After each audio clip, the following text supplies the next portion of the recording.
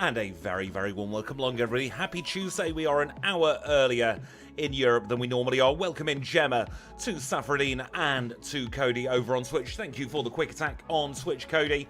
I hope everyone is doing very, very well today. If you're watching on the VOD, I hope you're doing very well as well. Now, we are going to be doing more SuperMON runs. If you're not familiar with a SuperMON run, this is something that the wonderful Matthias in our comments section came up with, and I have taken to it like a duck to water. I am having such a good time with the SuperMON runs that it's all I want to do at the moment, I've got to be honest with you. I like the classic form of challenge running, but this is something else entirely.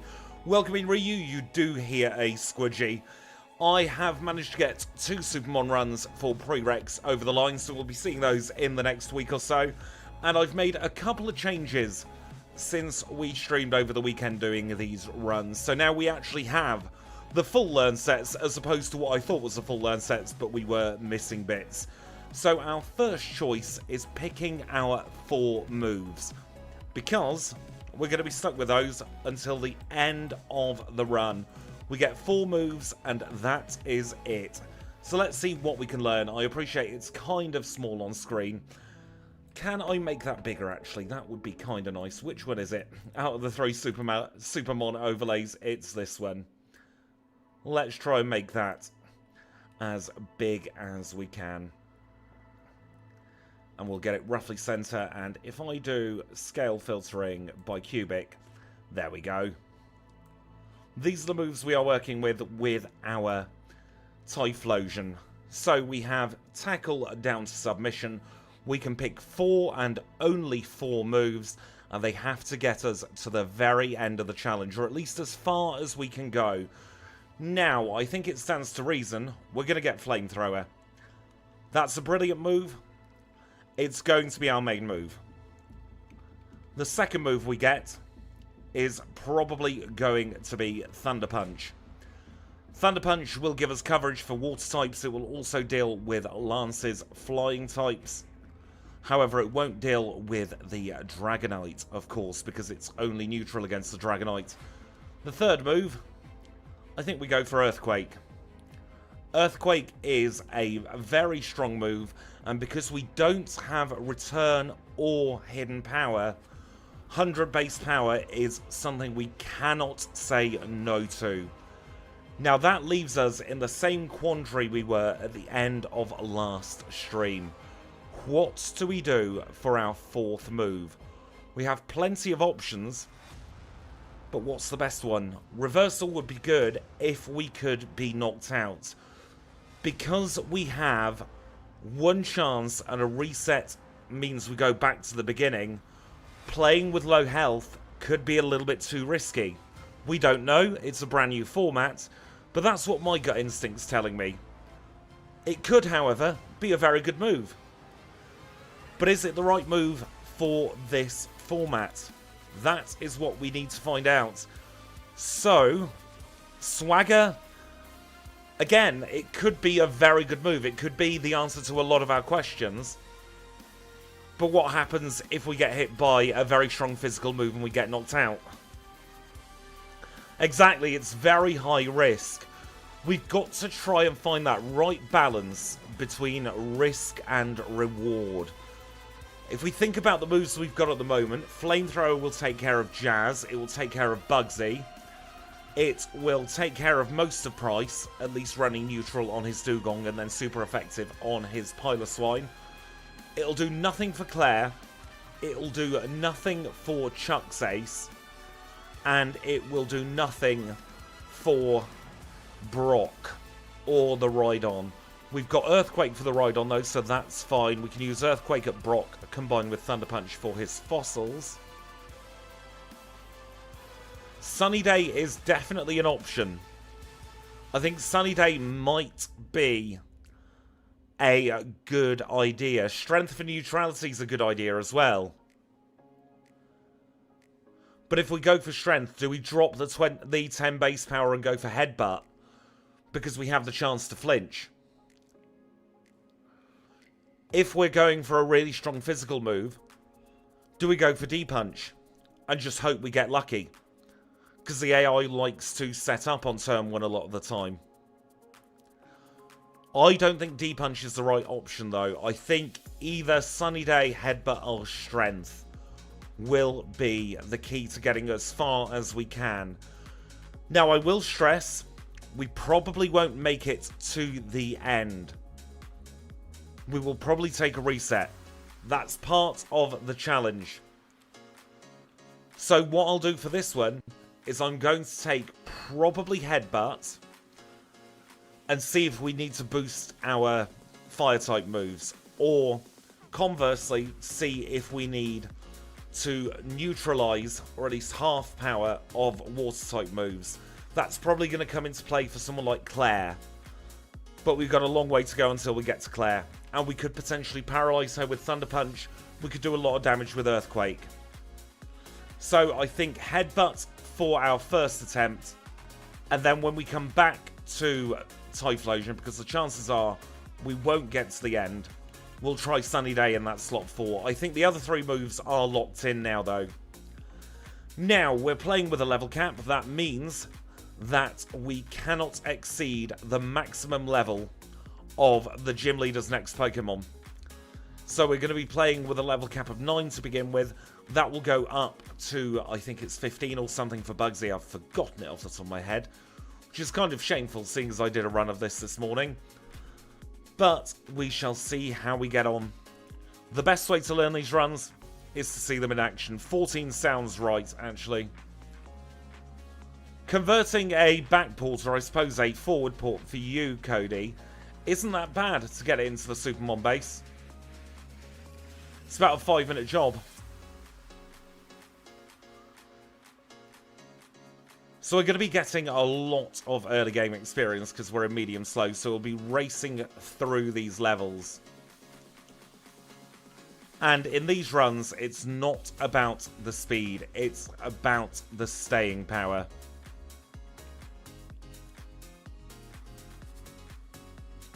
Oh, it is 16. Goodness. Oh, 14's the Metapod and the Kakuna. That makes sense.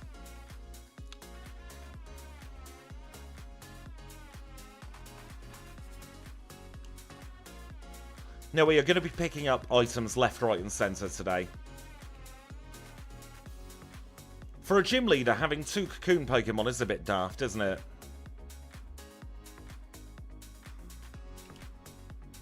Thunder Punch crits and one-shots to Toadstyle, to be expected.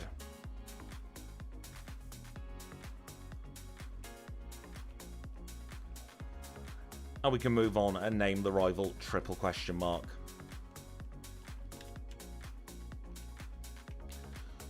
Beedrill Butterfree Scyther would have been more menacing and not actually that overpowered.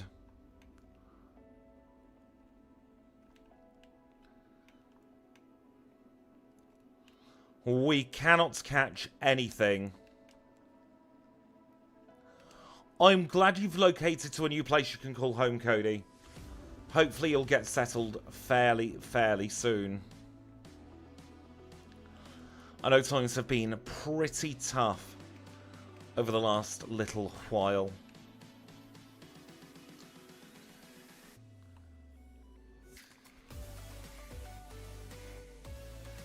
I think all of the gym leaders could do with more Johto Pokemon.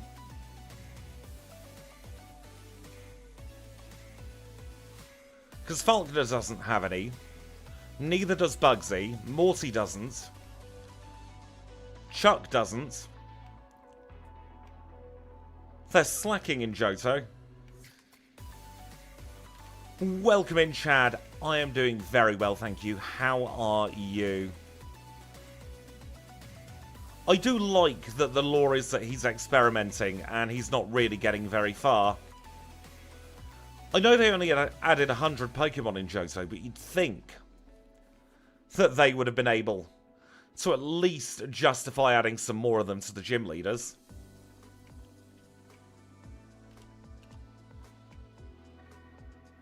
Now, even though we're not gaining experience, we can still get stat experience, which is why I'm taking on Bugcatcher Wade there. I'm not foreseeing too many issues at the beginning of this challenge, even though we are weak to Mud Slap, I think we should be absolutely fine. This isn't royalty-free music. I've paid for it, Cody. Yeah, Noctowl would have been good instead of Pidgeotto. Misdreavus doesn't show itself until the very end of the game. A Haunter, Misdreavus, Gengar, and maybe a Ghastly to be a little bit of a troll with Curse at the beginning would have been good. One-shot the Pidgey.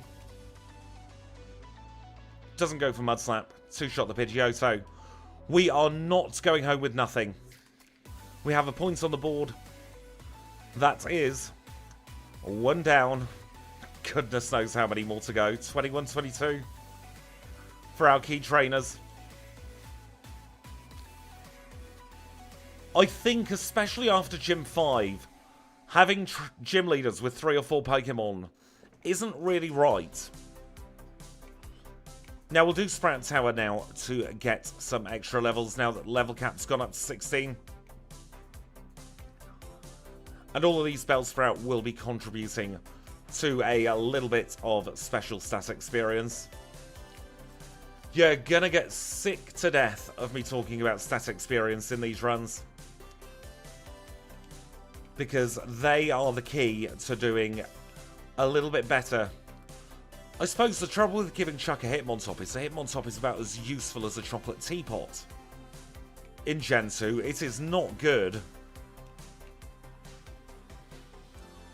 Yeah, Gym 1 and 2 should be 3. 3 to 5 should be 4. 6 to 8 should be 5. And the Elite Four should have full teams.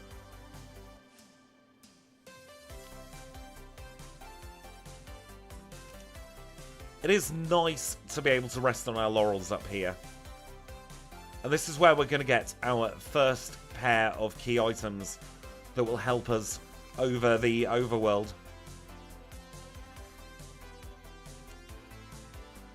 Yanma could be brutal because it gets Sonic Boom. And early game, that would be vicious. We get the Lantern, that replaces Flash, and this Escape Rope is a special and it's a key item.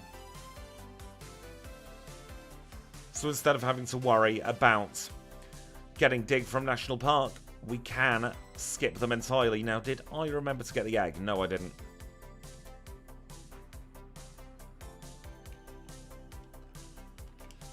Gen 2 was one of very few gens where they didn't really go for, barring Price's Seal, they didn't really go for Pokemon of the wrong type.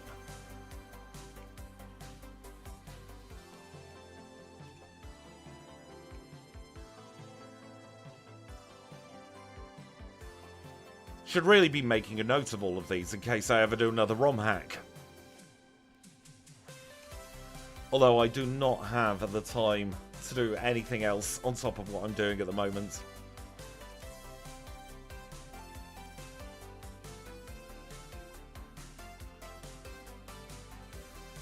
Hopefully, you'll get a bunch of patches done in November, Cody.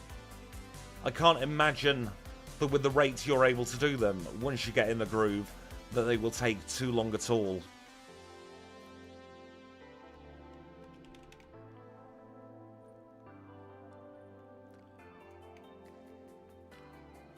Delicious speed stat XP from those Poliwag there.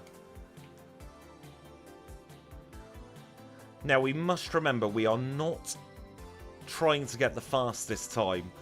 We have no timer at all for these runs. We can take as long as we like. We are just trying to get as far as possible. And because we are only running a solo Pokemon, we don't get a candy jar until we get to blue. If we even do get to blue, that is.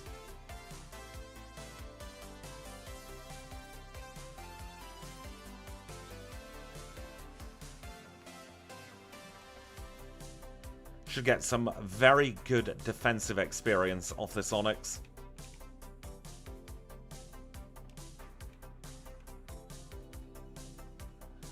That's the one thing I never bother with backports. I don't do cries on them. And now that I've got a little bit more experience in these types of runs, I can say the meta for Gen 2 challenge running, if you're doing a SuperMON run, is completely turned upside down. Pokemon that we think would do well, because they've done well in solo challenges, suddenly have a very big struggle. I'm thinking Ursaring there for Alligator had a bad time over the weekend.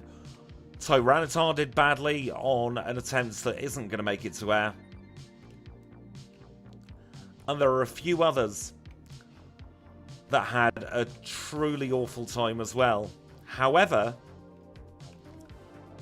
I've got 2 SuperMONs already across the line, because I have been working my butt off and then some.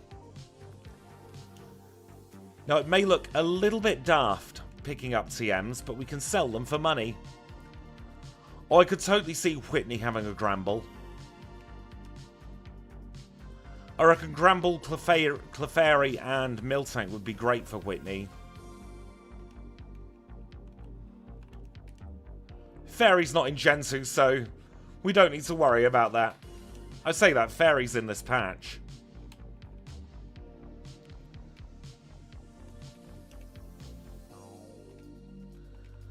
Let's buy some heals as well here.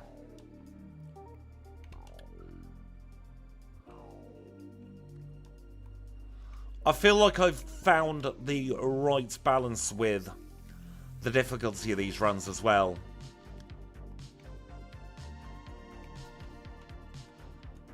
No, we can't Earthquake a Zubat Squidge.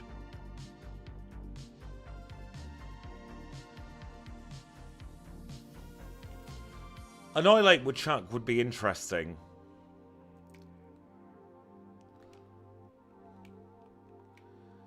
Because then you can just go in with a Psychic type Psychic type Pokemon.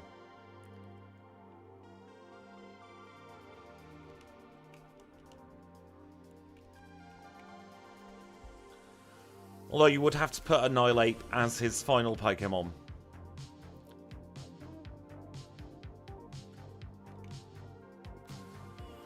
The Drifblim video's come out, hasn't it? Yeah, that was yesterday's video? No, it wasn't. It was Friday's video, I think.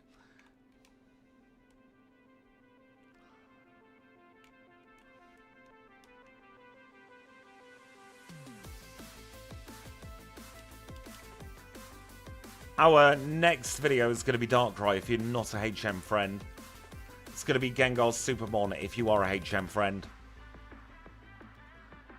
And I've got the video after that ready to render.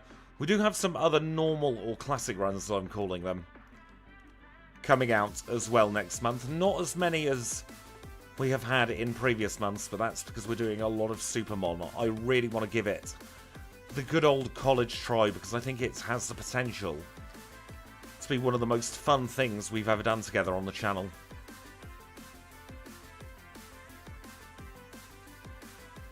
And now we are at our second gym leader already. This is Bugsy, Bug-type specialist. Gonna lead with Metapod. Metapod goes down as you'd expect. Kakuna's gonna do the same. Question is it a one-shot on the Scyther? And the answer is, of bloody course it is. Hive Badge acquired. Level cap goes up to 20 now. And we can move on with our lives with 2 points in the bag. Let's take on rival number 2. We shall Earthquake the rival's Ghastly. We will then Thunder Punch the Croconaw. He doesn't even go for a water move because he's just that daft. Then we'll continue Thunder Punching on the Zubat.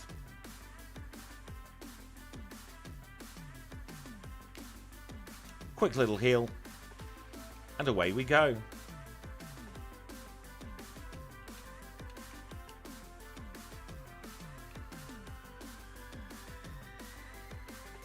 And now we will reunite the Farfetch'd with the Charcoal Maker. We get the Scythe, which is our replacement for Cut.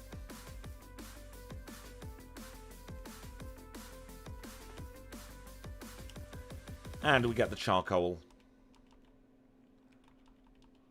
Going to hold on to the charcoal as if our lives depended on it.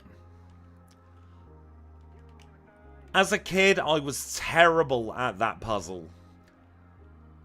Same with the ice path, especially in gold and silver, where it's not quite as simple as it is in crystal. I'm just glad I've got them both committed to memory now.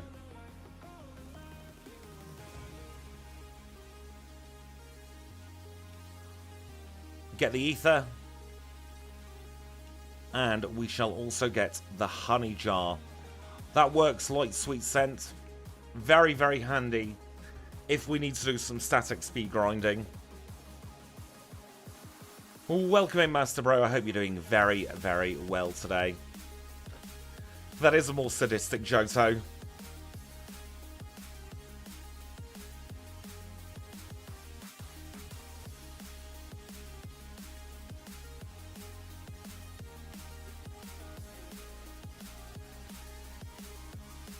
We'll take on Todd, as Snowy says, show us your duck. I'm glad you're doing well. We shall get the bicycle. Some things never change.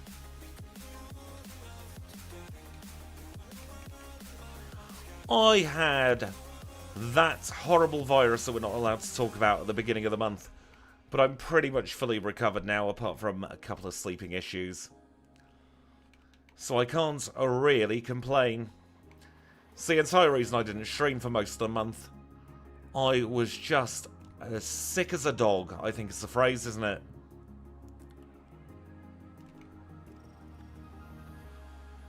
Let's ignite some Steel-type Pokemon now.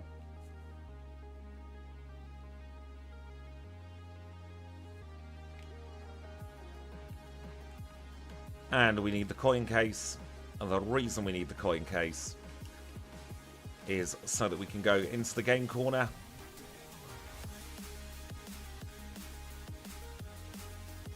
Oh, it's a horrible one going around this time, isn't it?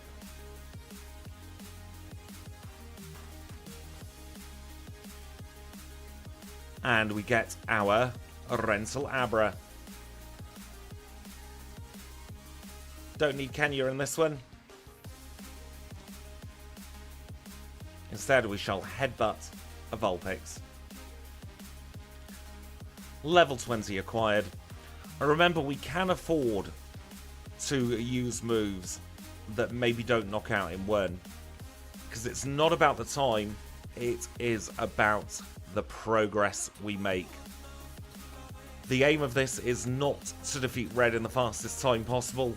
The aim is to get as close to Red as possible and hopefully beat him at the end.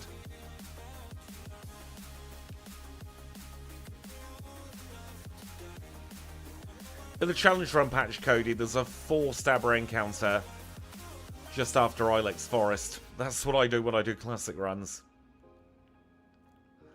Gonna get a lot of speed stats experience here from Juggler Irwin. I don't think we'll need the Quick Claw, however I am going to grab it just in case. Don't need Dig. So we shall say, oh, High Mark instead. Take on his Abra line. Outspeeding Kadabra is a very, very good sign. Get a bit of defensive experience here from the Tangela.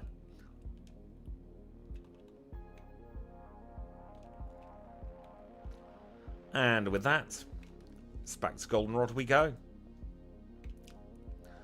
Getting in my stride now with these runs. Definitely feeling a lot more at ease than I was over the weekend when we were trying to figure out how we wanted to do these.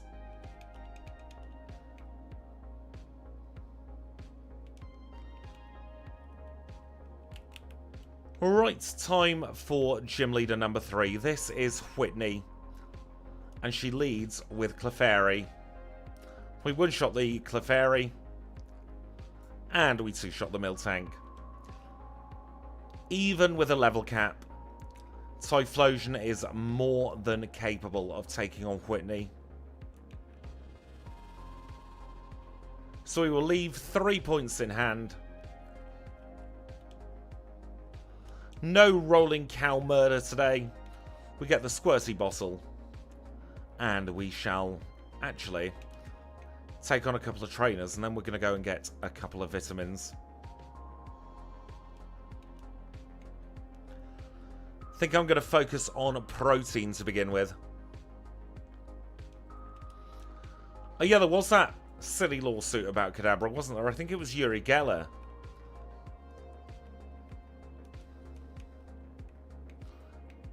Who tried to sue Nintendo and the Pokemon Company for using something akin to his likeness.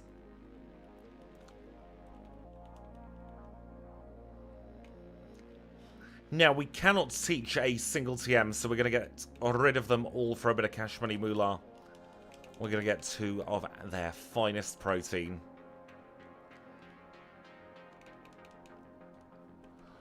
I mean, to be fair, that name for Kadabra is a little bit almost incriminating, isn't it?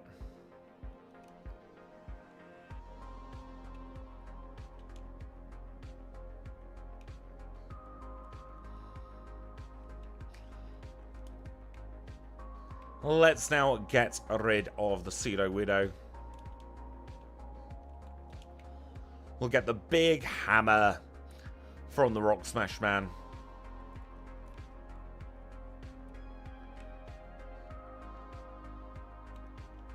Welcome in, it is doing very, very well. So far is good old Typhlosion here. No hiccups at all. You know what, I'd never put Obstagoon rather, in Kiss together until you said it there, Deadpool. But you're absolutely spot on.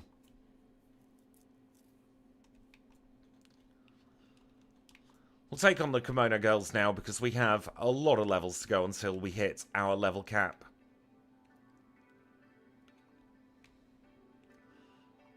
Just set fire to this Espeon. That's how we're going to deal with it.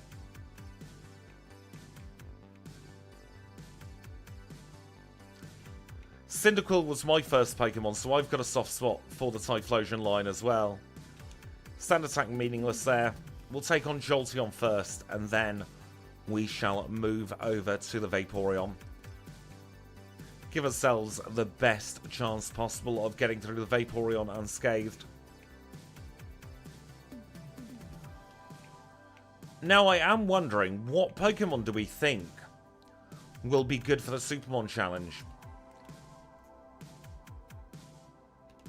Generally, if I've been getting to the Pokemon League, I've not been doing another retry straight away. I take some time to process the run, because clearly I did something right.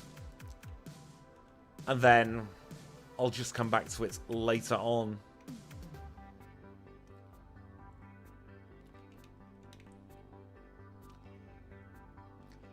I think I'd like Elton John more if I could understand what the hell he's singing about in a lot of his songs. He's very, I'm still shy, but can't make out a bloody syllable in some of those songs.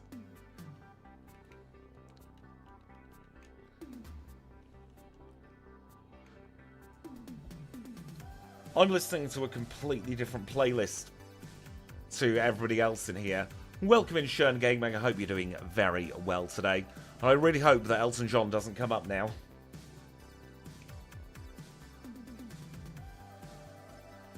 How do you pronounce David's surname? Is it Bowie or Bowie? Because I've heard both, and I never know which is correct.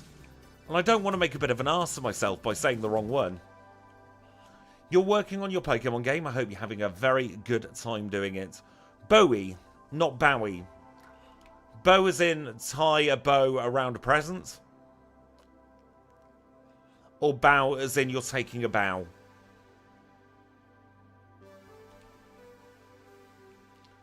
Or is it Bowie? Bow as in bow and arrow. Perfect. Why did I go for tying a bow around a present instead of the much, much, much more obvious bow and arrow? Goodness me. Welcome in, D1. I hope you're having a wonderful start to your day. And I hope you've been able to learn some of the Gen 6 routing. I know you're learning the Hoenn remakes, aren't you? Now, we don't learn Hidden Power because we don't learn TMs. We've already picked all of our 4 moves. So we'll just get straight back there. Hidden Power isn't worth that much cash money moolah. I am going to take a very quick sip of drink before we carry on. Don't want to get all dehydrated throughout the course of this run.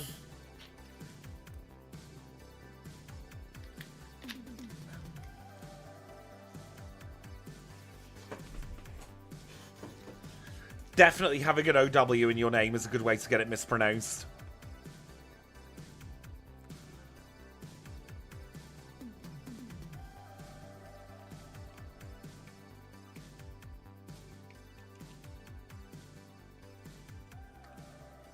Let us stick on a repel here.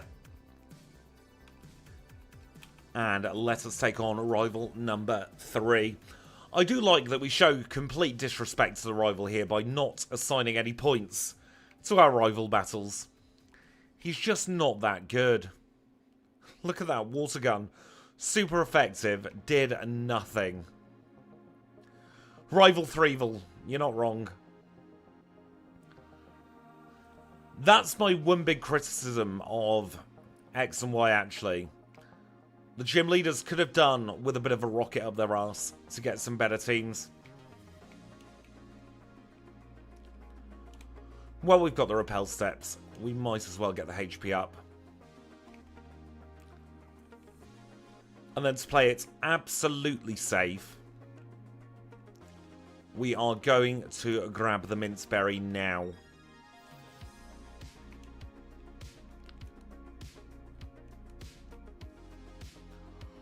Ooh, that Mewtwo regional form sounds incredibly interesting.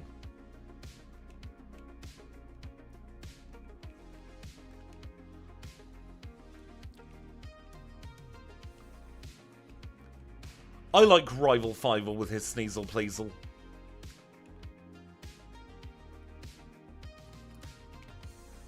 Dojo Line's going to give us a lot of physical attack stat experience here.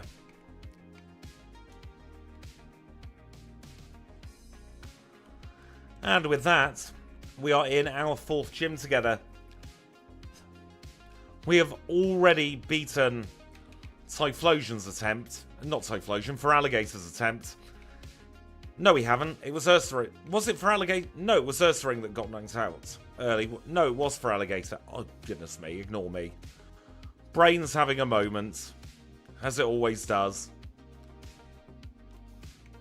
For Alligator got knocked out at Whitney, and then Ursaring was knocked out at Will, wasn't it? I think that's the way round it went. I would say I've slept since then, but I've barely slept since then either.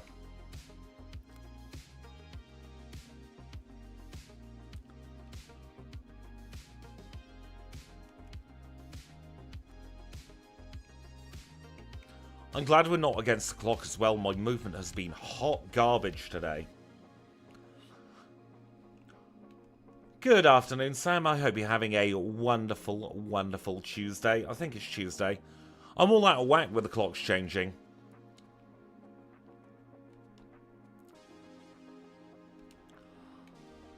Gallade is one of my all-time favourite Pokemon, you know. Ooh, you're playing ZA for the first time. I hope you have a wonderful time once you get through the tutorial. It's going to take a while, Sam.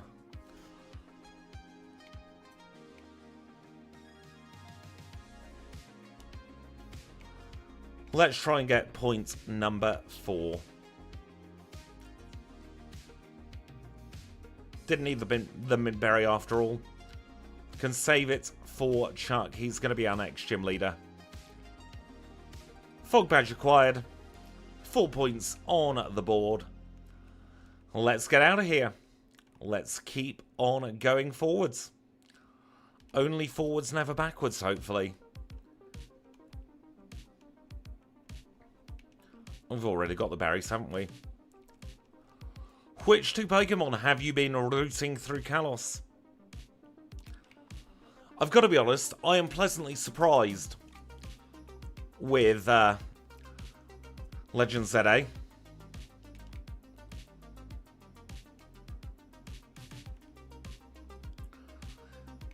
Mewtwo and Noivern. Ooh. Oh, I remember having a bad time with Noivern when I played X and Y. So hopefully with your much better skills at Generation 6, you'll have a better time than I have. Yeah, Noivern does evolve way too late and Noibat is not good. Let's not beat around the bush here.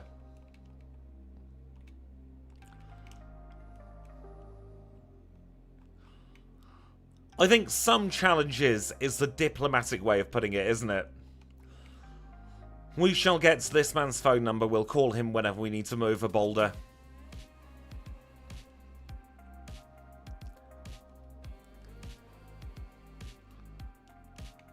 I'm also very glad that I took the time over summer to backport the, or should I say, code in the HM items. Cody, thank you so much for 4 months at Pokeball tier. Enjoy your new Premier Ball coloured badge.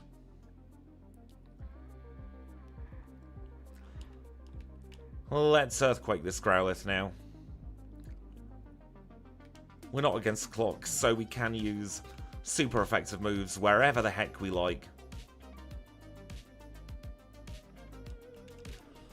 I wish there was an easy way to combine both Twitch and YouTube chat so that everyone could just chat together.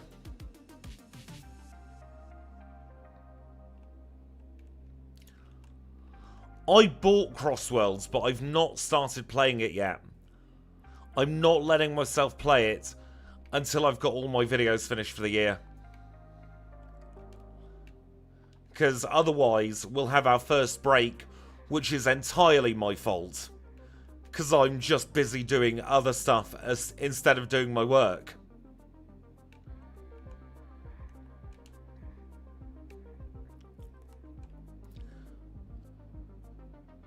We can use rare candies, by the way, at any points during the challenge. I like to save them for the Elite Four. Particularly that Bruno Karen section. I got a full SuperMON video recorded and edited today, so I'm kind of proud of myself. That's Monday's video.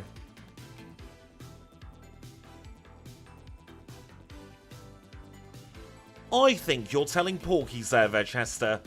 There's absolutely no way that Miltank can one-shot a level 30 Quilava, even with a critical hit rollout. First turn rollouts would not do that. You'd have to do turn 4 or 5 rollout. And if you're getting knocked out on turn 4 or 5 rollouts, it means you've had other Pokemon knocked out as well.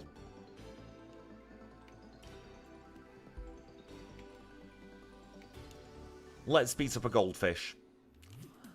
And other non-sequiturs. We're not just beating up a Goldfish, we're beating up several Goldfish. I do like Goldfish, but I'd never have one as a pet. Because I feel, first of all, I've got a cat. So that is asking for danger. And asking for disaster. And secondly, I find it a bit mean keeping them in such the tiny tanks that so many goldfish are kept in.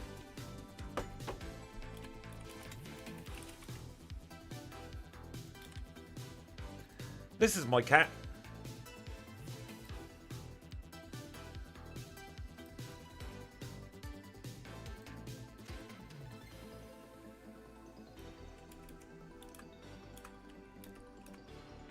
We'll keep Bonkers on screen for a bit of good luck.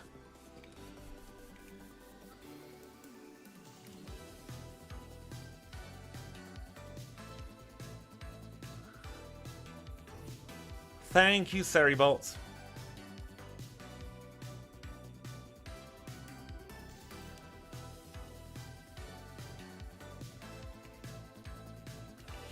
Yesterday was National Black Cat Day.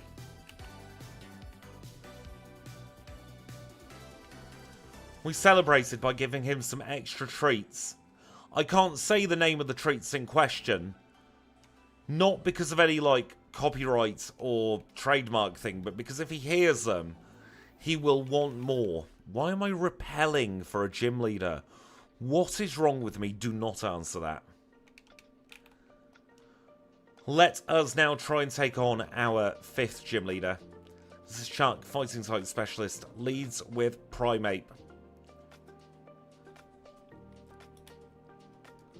I am going to reset there, not take a reset because I forgot to heal. I was too busy thinking my cat. There we go.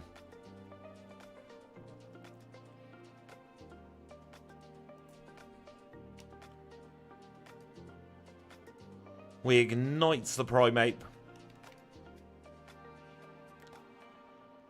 And we're absolutely fine. I've never had goldfish crackers. Can't even say it. We get the air balloon, and now Missing Nose is going to be flying us everywhere because we don't have a Pokemon with fly. And I can't be bothered at the moment to fix the graphical glitch, so we're just going to say it's Missing No.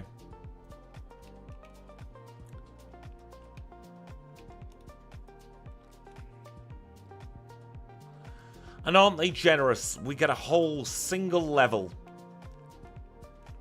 for our level cap, right before the rocket section.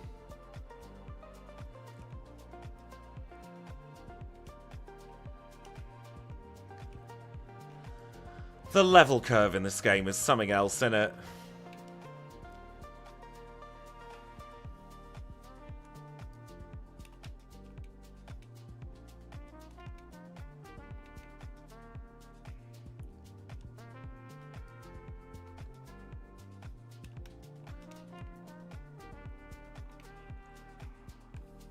Grab some more items while we are doing a little bit of housekeeping.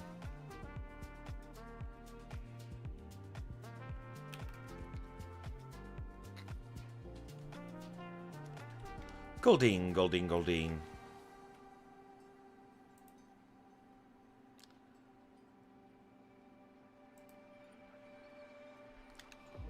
I'm glad you're back on your feet as well, Cody.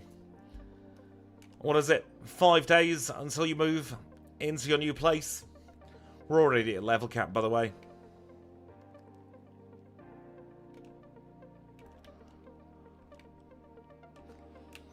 I'm seeking Susan. That's what I'm seeking. Might even be desperately doing it.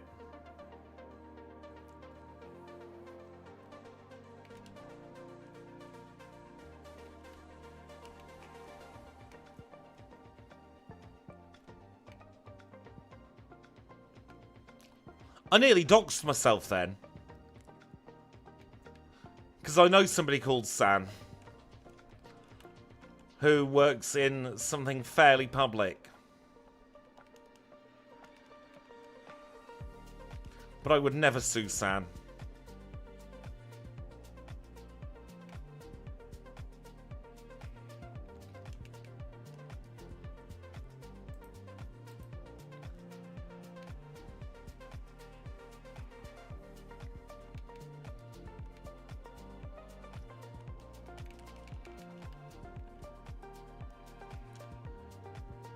You're going to see a lot of vitamin shops when we do these.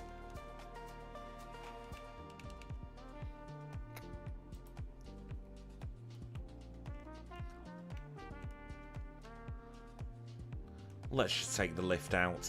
It's easier.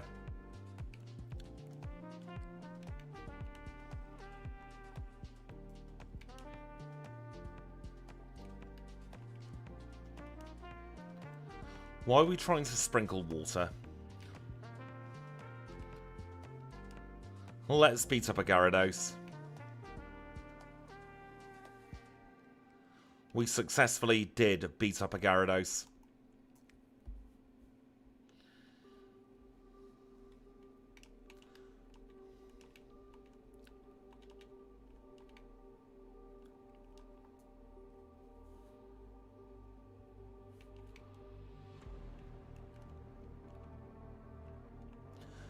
I've got to be honest for you, I've forgotten what I've said already.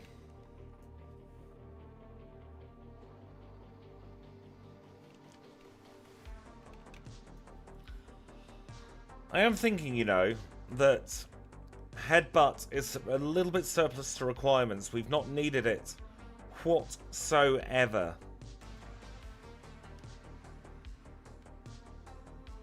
Oh, yeah, Squirt Bottle, that's what I did. I'm on like 3.5 hours sleep, so...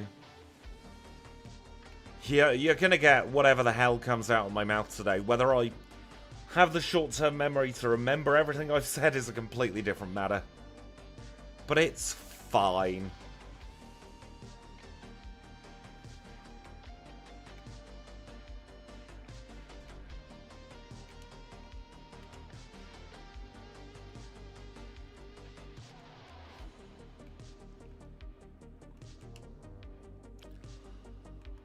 If we have a next time, or when we have a next time, more likely, I think Sunny Day will be on the learn set.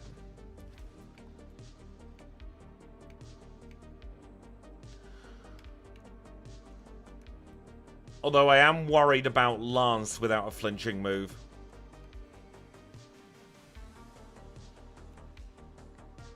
Like, we've got a 30% chance of being able to get through the Dragonite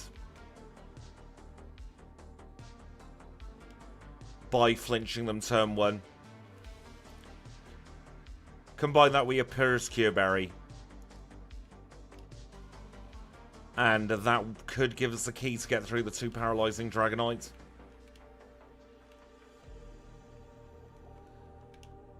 I'm going to double check that I got both of those.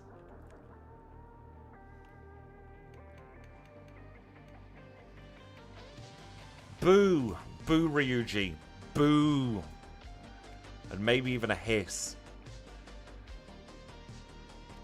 What the friggin' hell just vibrated on my desk? I hope that didn't get picked up by the mic. Something shooketh.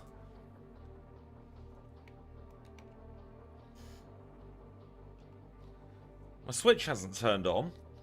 Neither's my PS5. Maybe there was a tiny earthquake isolated under my desk.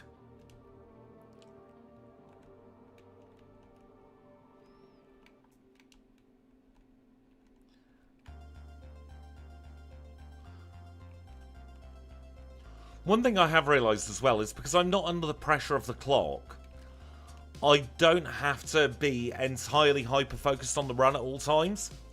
So I can actually have a little bit more yakking and a little bit more yapping on stream and just allow the stream of consciousness to come out. So we're actually fairly close to how I am on Switch, except without the F word and the other swearings. Because I try my best to keep it family friendly on YouTube. Or at least PG-13 at very worst. Yes, exactly. The live stream of consciousness. Lance did put Halo on his PS5.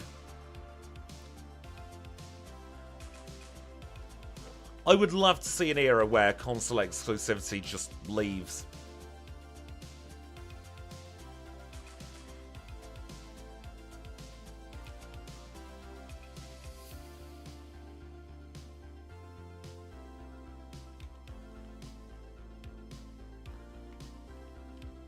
Let's get ourselves out of here. It's 5 minutes, we're never getting back, but we're through it now.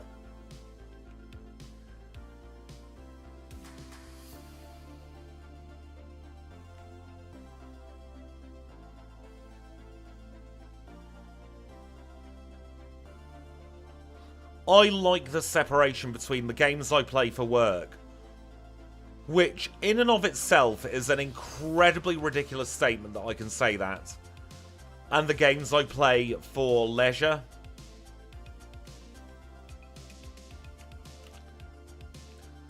Let's try and get our 6th point. Lance could be in charge of Xbox. Lance in the pants. Crit there on the Dugong, not sure if it mattered. They'll just ignite a pile of swine. Very, very good. Price gives us a freebie. The Glacier Badge, and we have a big bump up to a level 35 on our level cap. Gonna double check I got the secret potion for Jazz, which we have. So that means we're gonna risk it for a biscuit, and we're gonna try and get our 7th badge. Being underleveled should be fine. She's still We're Fire. I love this new format too, Chad. I hope everybody else is enjoying this new format, because otherwise I'm going to be a bit screwed. Kind of nailing my flag to the mast of SuperMON runs.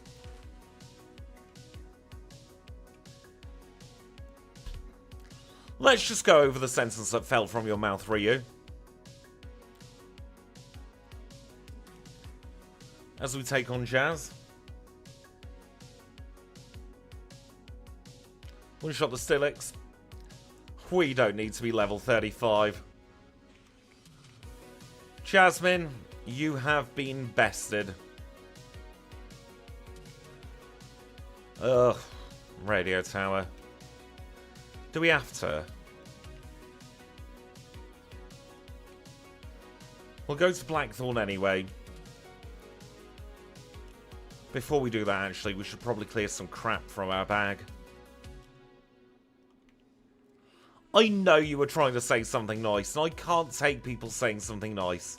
So I have to say something pithy in return.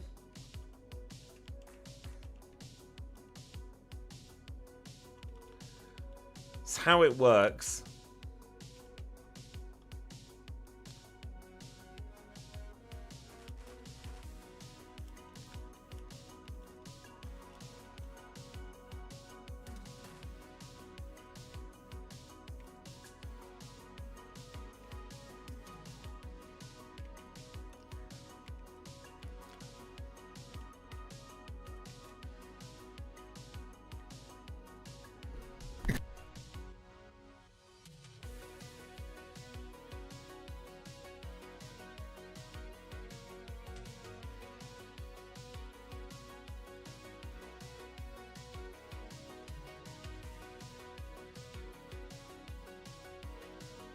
Not 100% over the virus. Had a little bit of a coughing fit then. Apologies if any of it came through.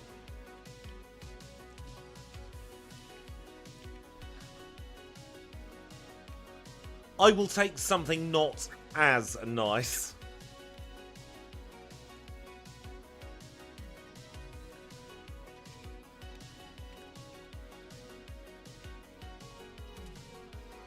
Elixir, he barely knows her.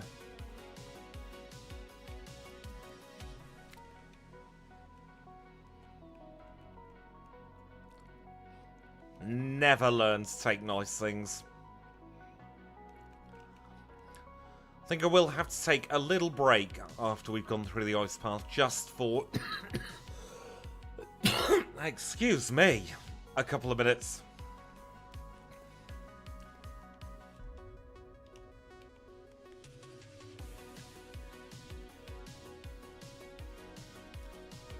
Well, I banjaxed up most of the movement, but at least I got first time boulder there.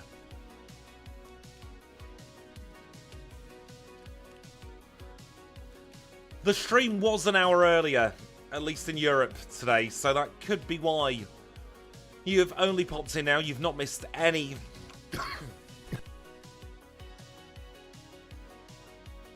You've not missed any hairy moments, though. Goodness me.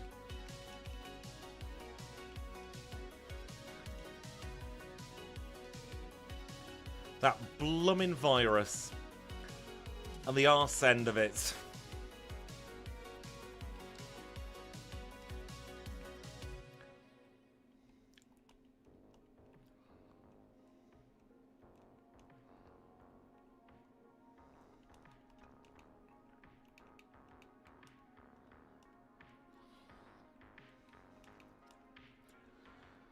I'm not actually bald at the moment. I've left my hair to grow for a little bit because I can't be bothered fixing the bathroom drain. When I get rid of my hair, it eventually backs up. Because I live in a house with very, very, very old plumbing.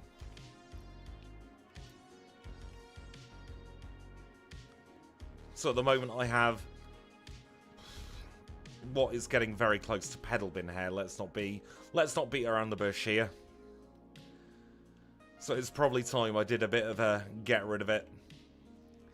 Anyway, we are now through the ice path. We'll grab this nugget. We're also going to grab the extra Purse-Cure Berry. And then I am going to take a very quick rest break. Because, as you can tell, still not at 100% fitness, and I am currently stifling a cough. Also gives me a chance to do a very quick stretch of the old legs.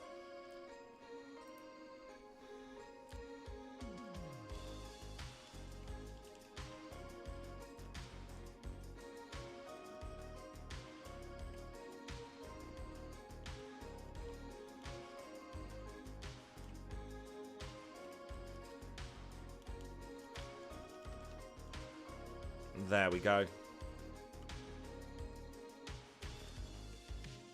Let us do a little heal in the Pokémon Center here, and we are going to take a very, very quick break. We've been going for an hour already, can you believe? We've got 7 badges. We will be back in about 3 or 4 minutes' time, where we are going to carry on with yet more of the SuperMON challenge.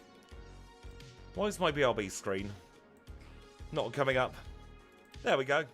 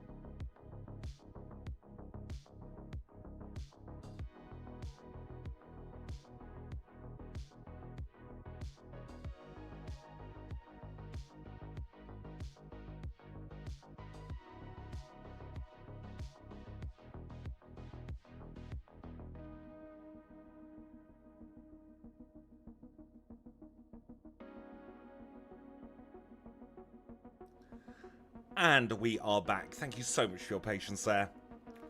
Oh, Misdreavus will be hell, but we could give it a go as well, Gemma. We'll do Nidoking, and then we will do Misdreavus. Should probably get a queue going, shouldn't we?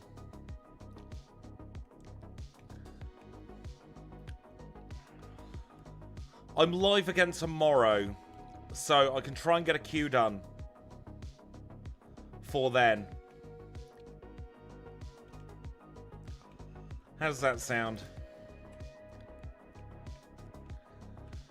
The Nido lines are so good.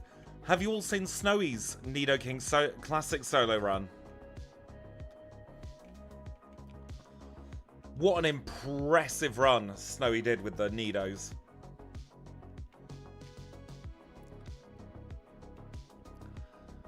I don't think Snowy's in or lurking on this stream, so I can say all the nice things I like about them at the moment.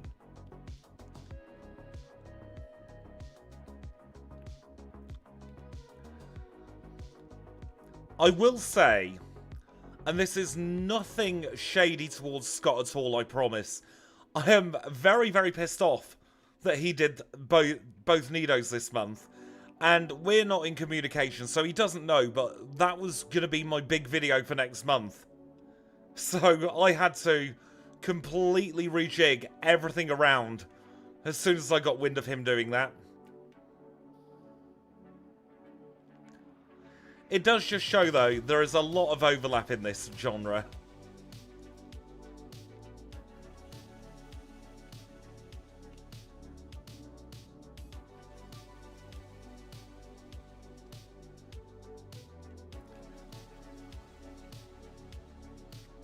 No, he wouldn't have known that I was doing it, Gemma, so... It's one of those coincidences happen all the bloody time. It's like when Matt released his Gramble video a couple of years ago. And I had one due to come out literally like 3 hours later. So I had to hastily re-edit my next video. And then put the... Gramble on the back burner for quite some time. There are going to be loads of times where somebody accidentally usurps somebody else. I know I've done it a couple of times by accident as well.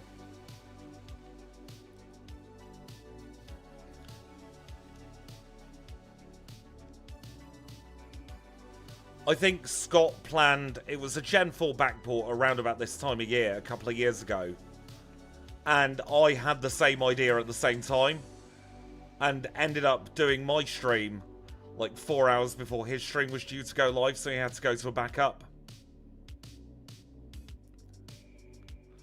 It's the nature of the beast of doing solo running when there's only so many Pokemon in the world. But the good thing is, nobody ever takes it as malicious. Because it never is. Or at least I bloody hope it never is. Never is from my side.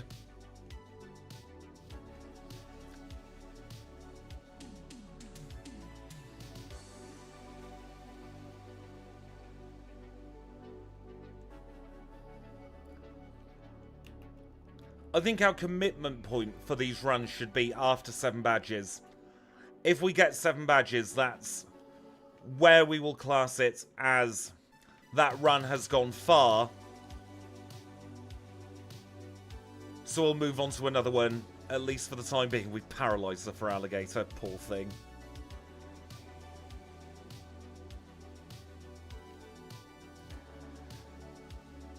Rival really stands no chance. Fire is surprisingly good actually in Gen 2.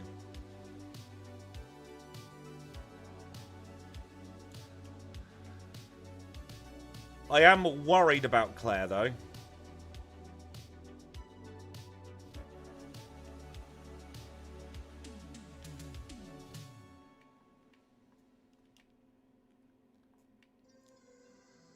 If anyone is going to make us lose the run, at least probably before Bruno, it's going to be Claire.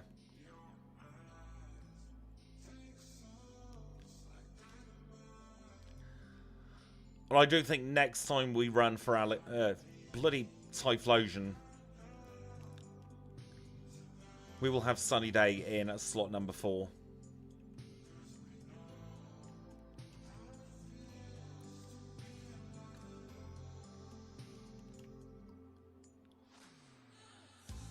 I went for Tepig in ZA. Because Kim went for Chikorita and Key went for Totodile. So, I just chose the leftovers. I bloody love Tepig.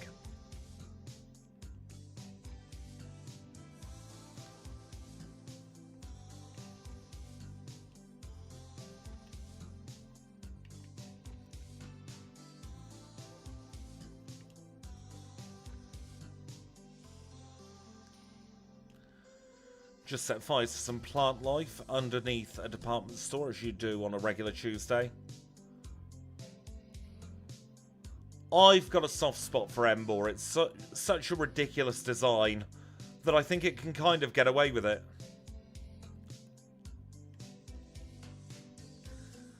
I know, the poor plant life. Foliage is not having a good time around us.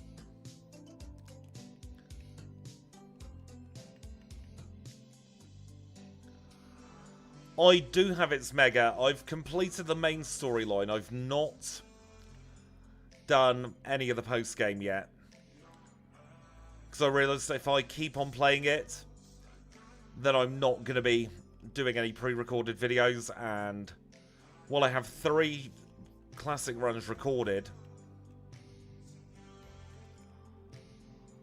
I kind of wanted to get back ahead of myself. Seeing as I couldn't do runs most of the month because I've been ill.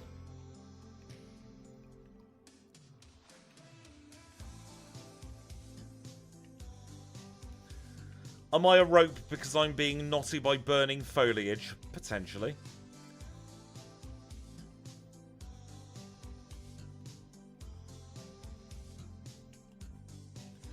Although I'm afraid I can't give you any more details. So I won't string you along by making you think you will get more. I know, it's naughty and naughty. They are very, very different.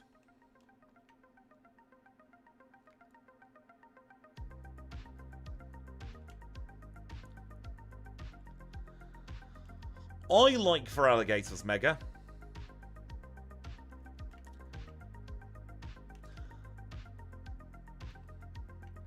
Although I like Mega Starmie as well, so maybe I'm not the best of judge for when it comes to Pokemon design.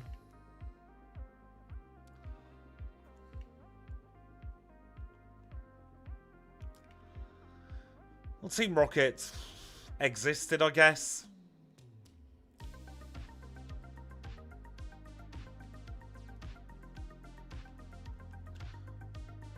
We'll get the pink bow from Marie. Whether we need it or not is a different matter.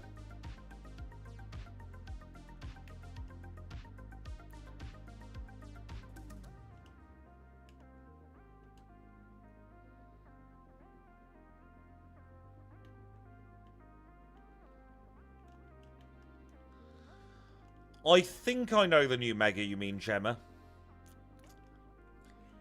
Starmie is all about the legs, and it is creepy. But then I like creepy Pokemon a lot of the time.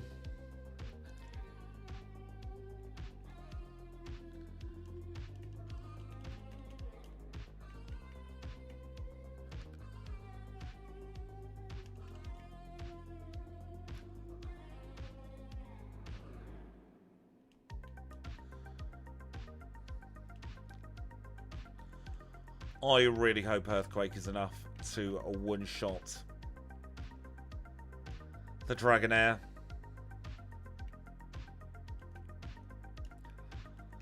I think everyone knows I'm Bird Keeper Squidgy. Whether I want to admit it or not, Flying type's probably my favourite type now.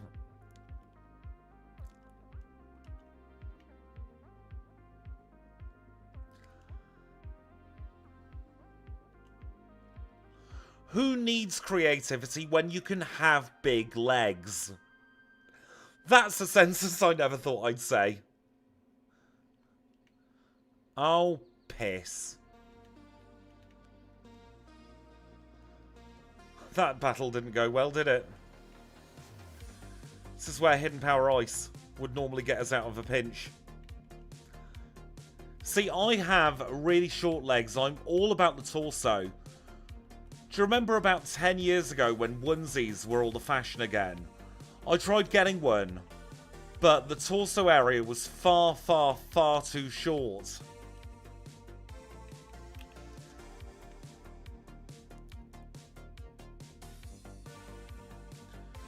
You said big, not long, and there's definitely a distinction. Moving on.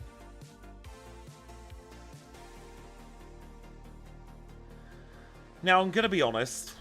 I don't think we're making it past Claire on this run.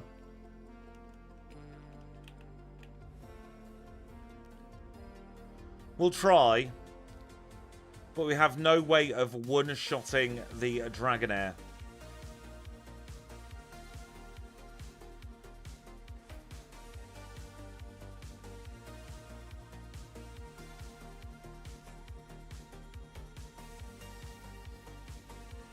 And there we go. 7 points is all we are getting, unfortunately.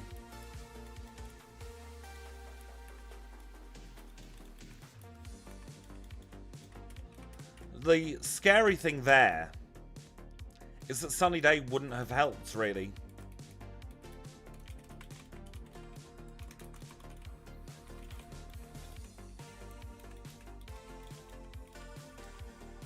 What's the date today? The 28th?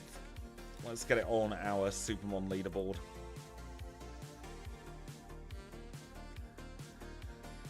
So, we are still looking for a SuperMON on stream.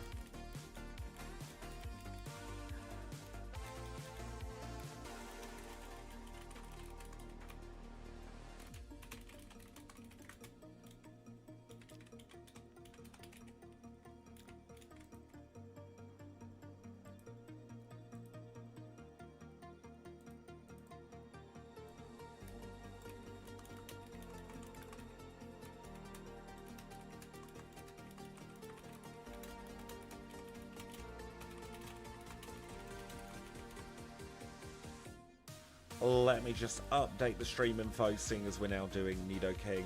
I don't have a thumbnail, so I'm just going to use my anything thumbnail.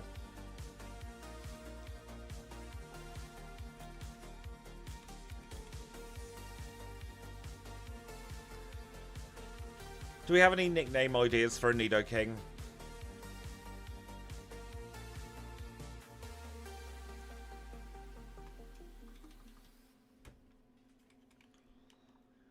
Oh, we can do Meganium after we have done Misdreavus.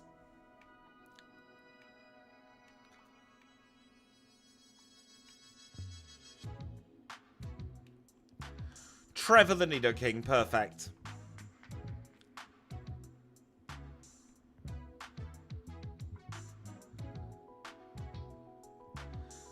I'll have you know, Ryu, that Meganium is quite often chosen first when I do challenges.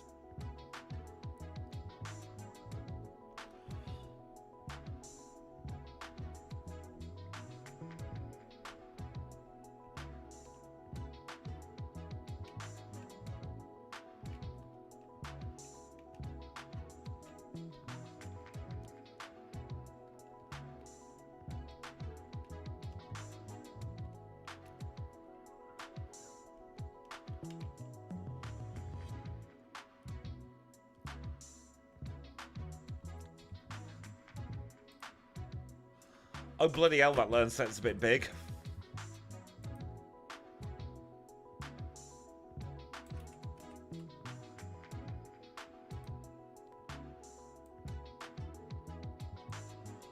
We have a lot of moves, folks.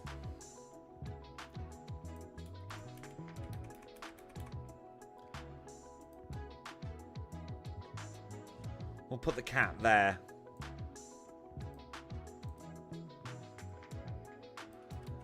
I'll try and make these as large as I possibly can for you, so that we can all have a look at the learn set. But we are going from tackle all the way down to beat up.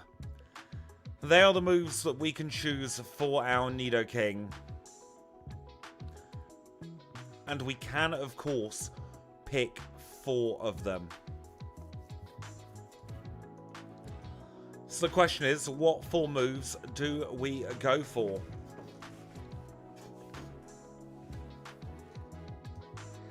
We don't get any good poison type stab, which is annoying, so we're not going to be able to take any poison moves. Earthquake's going to be a must. And then we could just do Flamethrower, Thunderbolt, and Ice Beam. Well, we've got 92 in physical and 85 in special. I reckon, you know, we could get pretty blummin' far with Earthquake, Flamethrower, Thunderbolt, and Ice Beam. Do we have any other suggestions, though, before we commit to those moves? That is the question.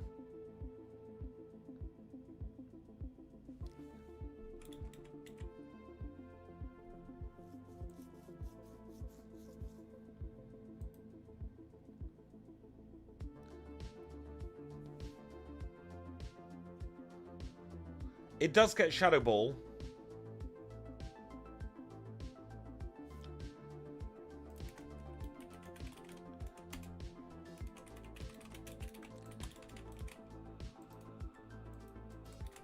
But there's no Sludge Bomb on that list.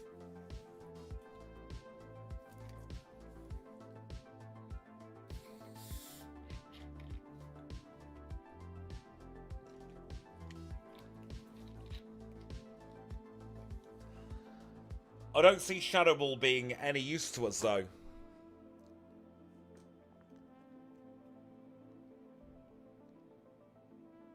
Because it would be good for the occasional Psychic type, but most of the Psychic types we go up against have absolutely paltry physical defense.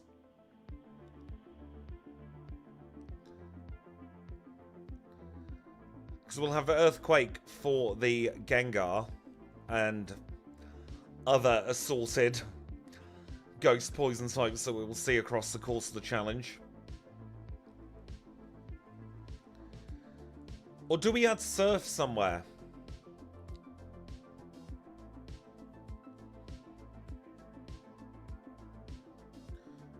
Thunderbolt, Ice Beam, Surf, and Earthquake could do well.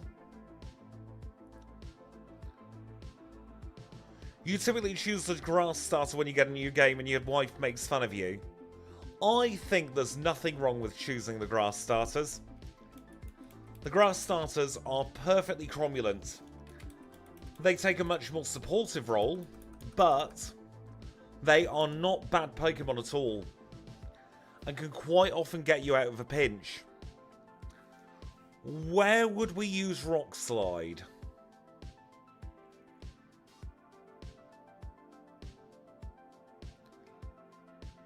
I like the idea of Rock Slide, but I think because we've still got 85 in special attack, Thunderbolt will probably fill the void quite well.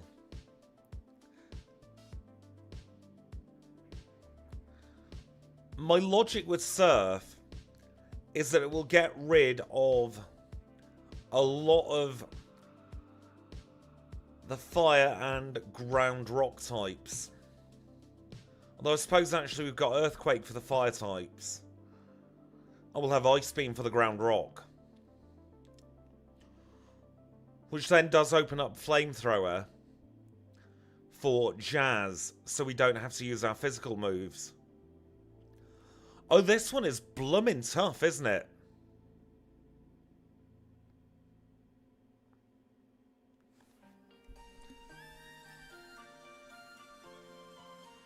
Like, I am genuinely in a bit of decision lock here as to what moves we go for. Yep, 4 move syndrome and then some.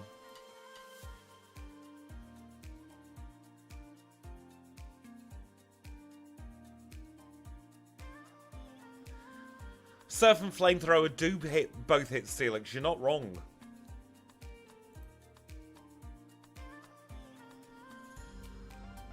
I think we might have to go through in order of the gyms. If we take Flamethrower, Surf, Ice Beam, and Earthquake, we'll be forgoing Thunderbolt. But we'll still have super effective for everything barring Misty, maybe?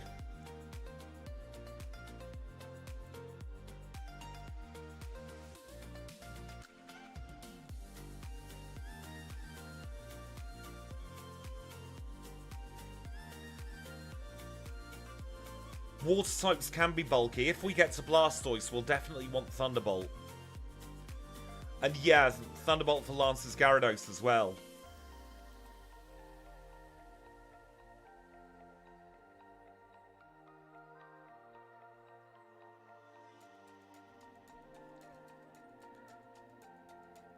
So I'm thinking maybe don't have Flamethrower because we'll have Surf for the Steelix.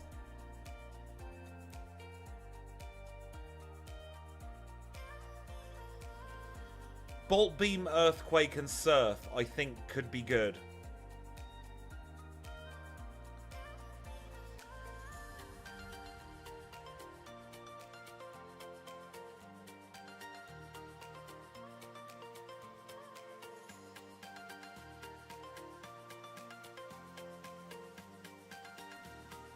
That's what I'm leaning to as well.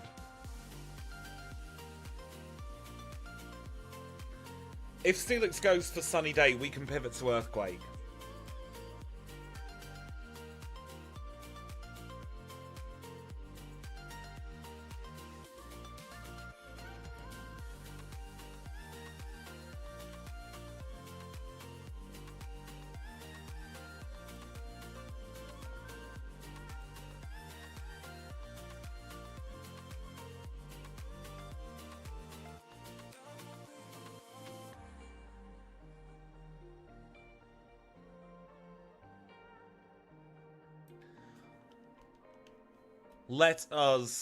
Let's commit.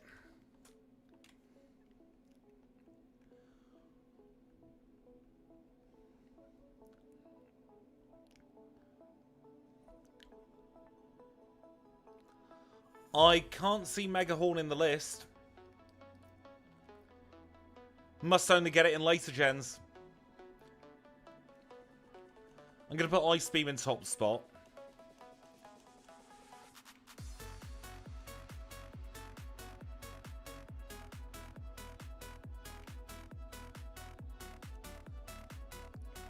Megahorn has actually worked out really well in all of the challenges we've done together. It's not let us down so far. Ice Beam, Earthquake, Thunderbolt, and Surf.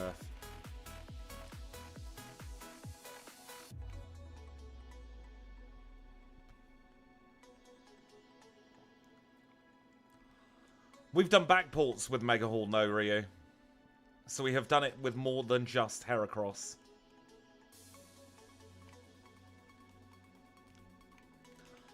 That is a pretty bloomin' learn set.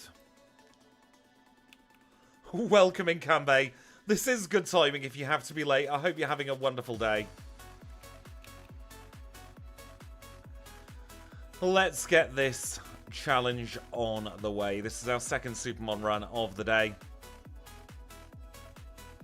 I am actually just going to edit the title so that we know that we're doing Nidoking.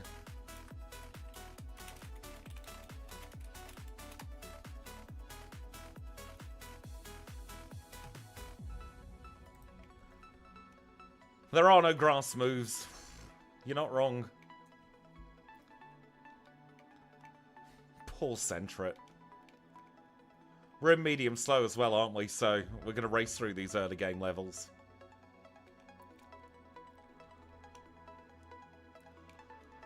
I feel much better now having Ice Beam on the learn set though, and having Stab Earthquake as opposed to non-Stab Earthquake. I'm not going to have any of those luxuries with the next pre-recorded run I'm doing. I'm doing Parasect. I think that might be a run that doesn't get anywhere near the finishing line. But I'm gonna give it a good, solid try regardless.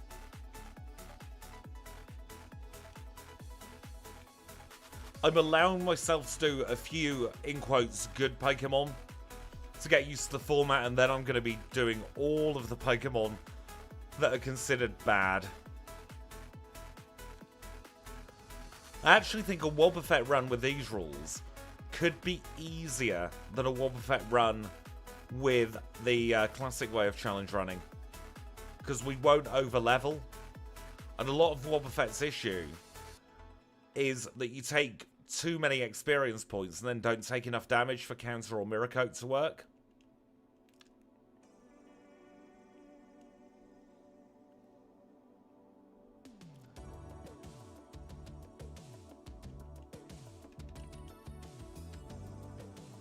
Goodbye, Totodile.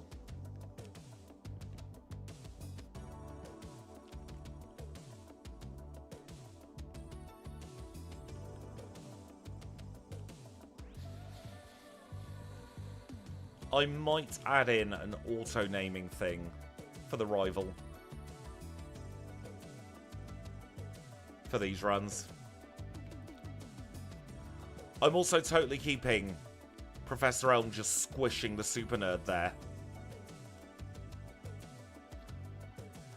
And just generally not acknowledging the presence of him whatsoever.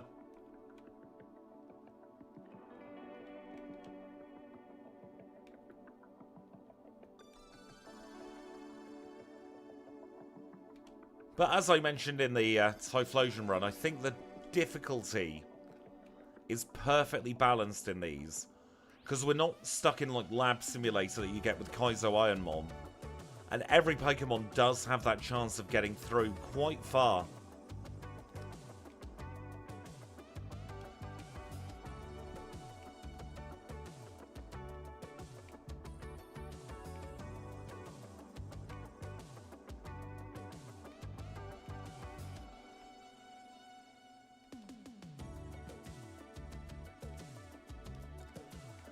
And now, even though we are at the level cap, we will get the stat experience that is presented in front of us.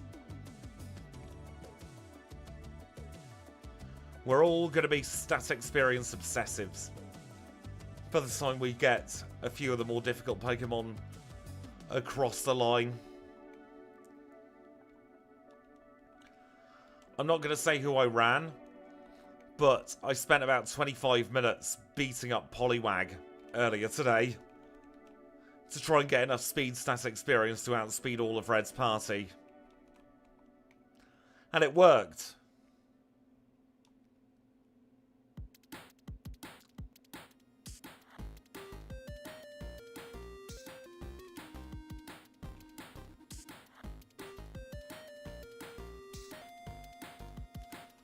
Yep, going slow to go far and fast.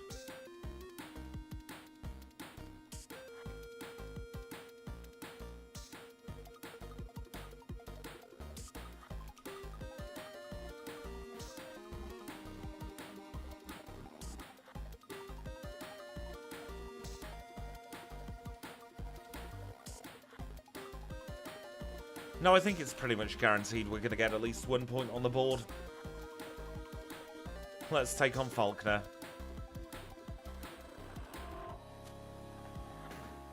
Oh, we didn't one-shot the Pidgeotto, probably ranged. Sausage cob on the menu today, sounds good to me. I'm probably going to have a sausage sandwich after stream. So in Gen 2, Jebba, you get their base stat totals copied over to your stat experience, so you get a little bit of everything with all Pokemon.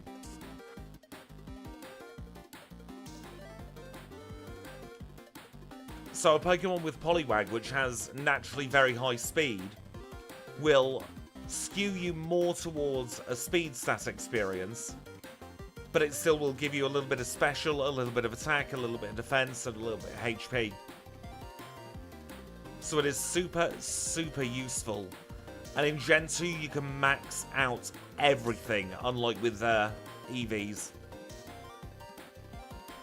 So it really is worth taking on as many Pokemon as you can, because it's not going to be to your detriment in Gen 2.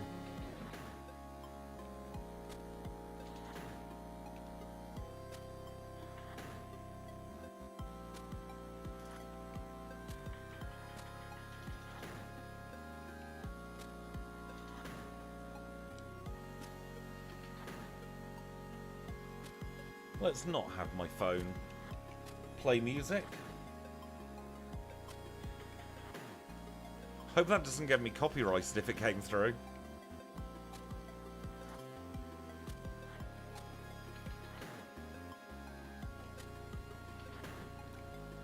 By the way, if you are having fun, please do think about liking the stream. It does help out a heck of a lot. Let's get ourselves the lantern, and we'll also get our grubby little mitts on the escape rope.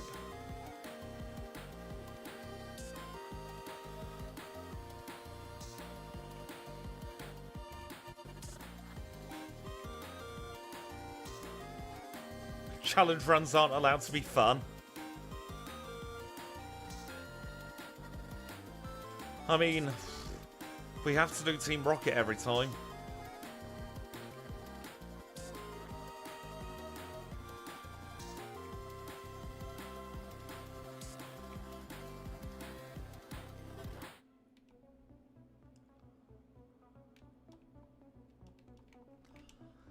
Let's get rid of that egg. We'll never see it again. First Cure Berry, not as handy as it would be if we were vulnerable to electric type moves, but we still will have it on the back burner.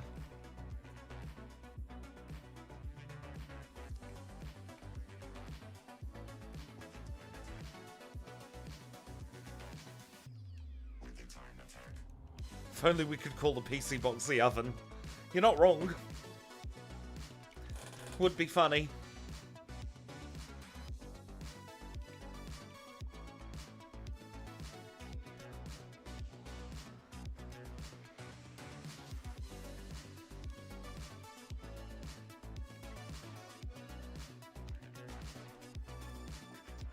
Ice Beam to the face. We'll get that speed stat experience from these Poliwag. Then we'll get a bit of everything from this Goldfish. Next level cap has been hit before we've even got off this route. Quick PowerPoint hill. We'll beat up some birds.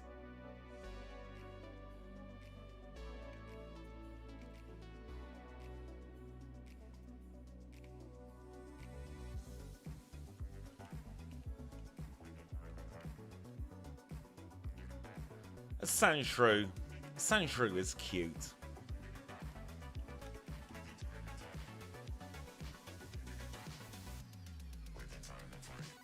I do feel bad for a lowland Sandshrew though, if we ever get round to backporting it. It's not going to have a good time. Backports, by the way, are very, very possible in these SuperMON runs.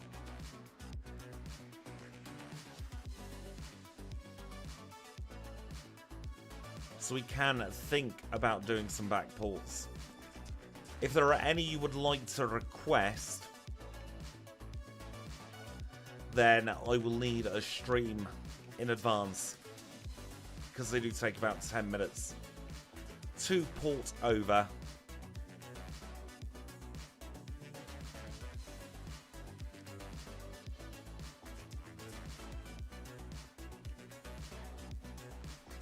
I do feel, you know, with a lot of this particular Pokemon, it's going to feel like a regular challenge run, where we can just go quick, sharp, and in a hurry.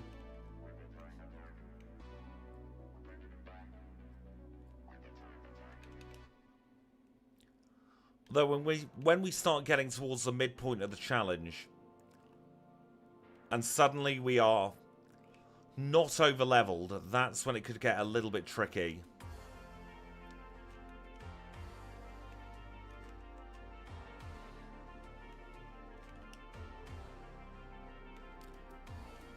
Because we've only got 92 in attack and 85 in special, which isn't actually that much.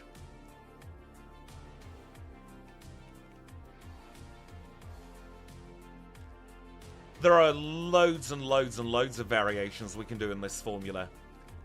Matthias has definitely come on to a winning formula here.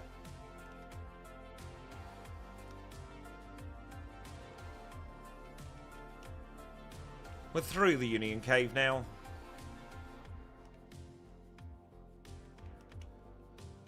By a handful and then some of repels.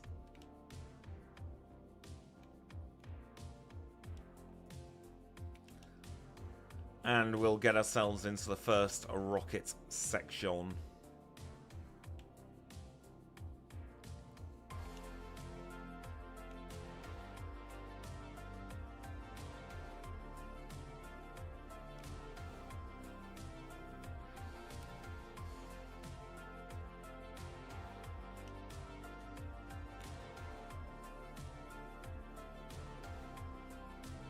Your food is done, so you're going to lurk. Enjoy your food. I'm jealous.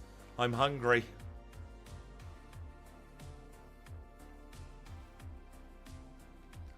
Had a meal deal before coming live today.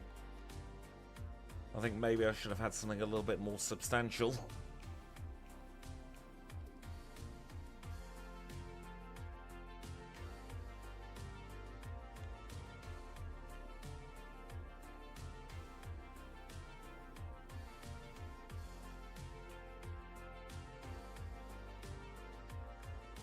Team Rockets was as easy as you'd expect, really.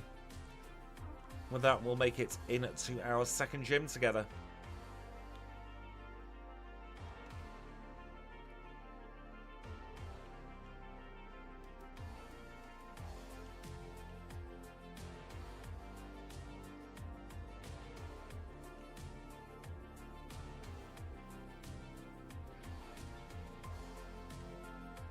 We'll be able to do full trainers in here without any issue at all.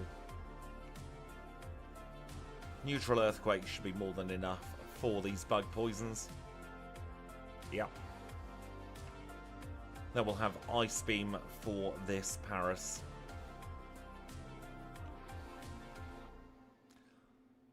So let us now engage Bugsy in battle. Second gym leader, Bug Type Specialist, leads with Metapod. Metapod goes down, Kakuna goes away as well. And we took a whole 1 HP of damage that gym battle. 2 points on the board.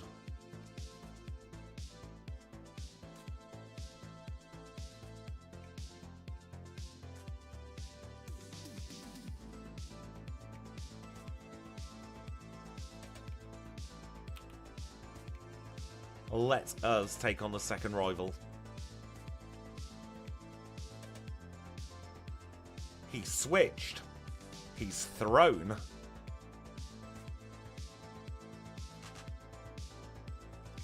Because there is nothing he can do.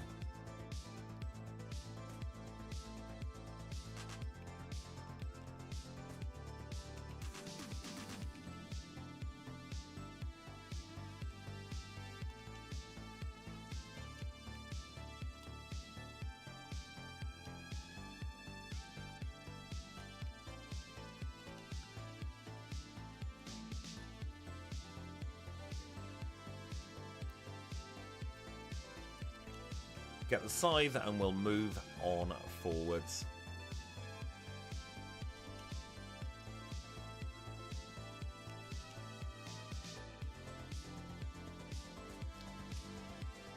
Yeah, we will nab the honey jar again.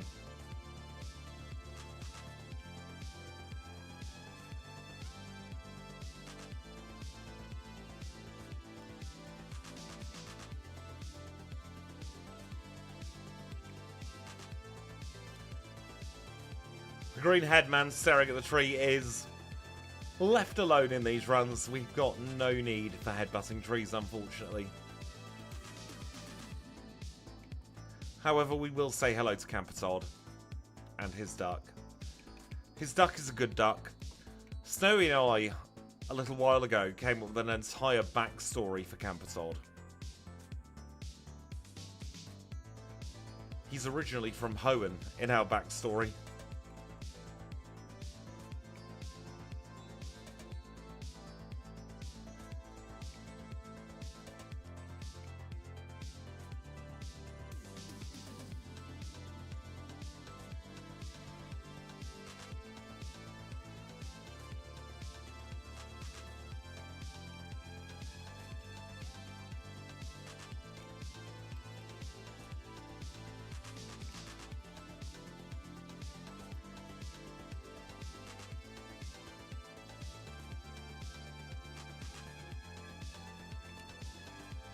Grab the bike.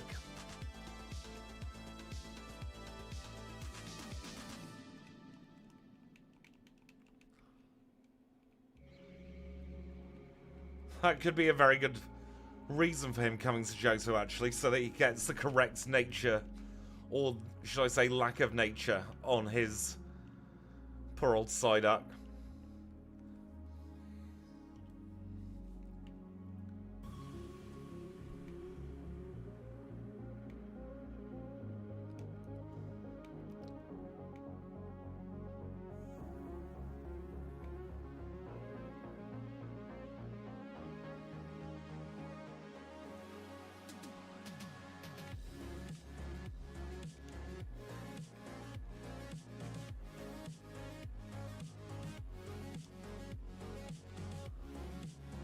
Level 20 acquired. We are now at the next level cap.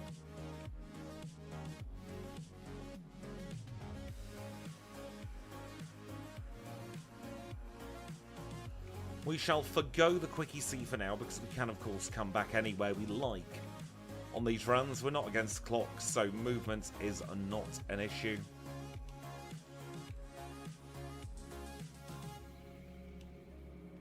Have the chat with Floria. And we will also beat up this Tangela.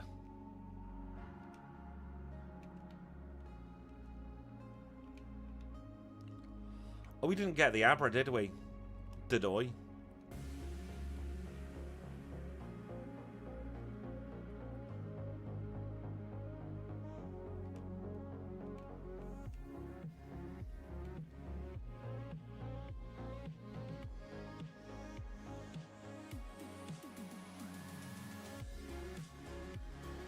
Plenty of delicious speed stat experience here, courtesy of Juggler Owen.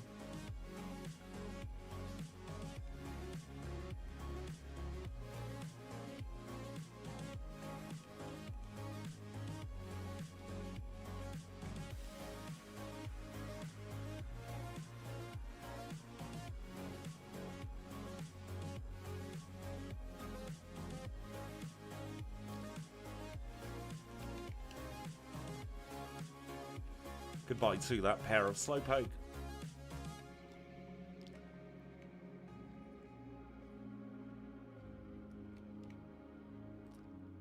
And we shall get rid of all of these electric type Pokemon as well.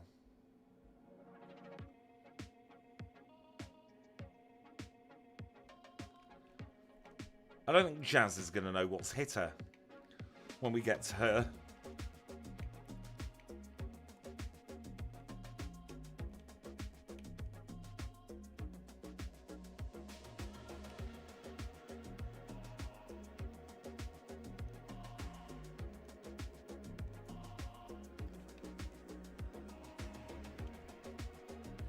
We do now have the rental Abra to teleport around at least.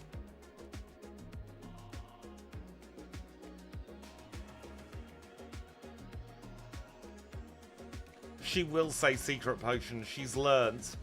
Secret Potion is part of her vernacular now, not just for the errand she sends us on, but as part of her regular vernacular for when people cheese her. I think we were speed tied with a Miltank there.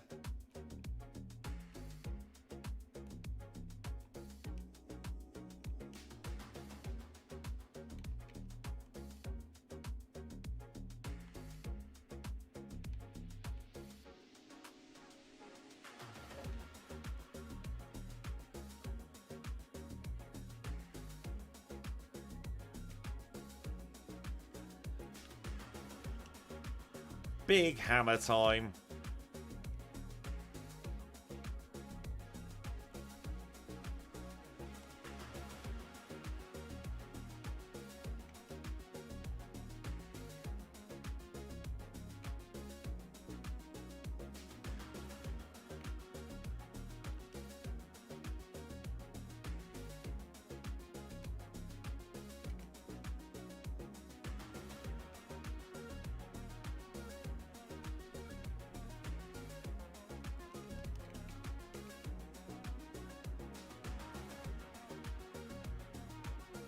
Gonna do the Spider-Man pointing at each other meme here. We both have a Nidoking, except ours is far, far better.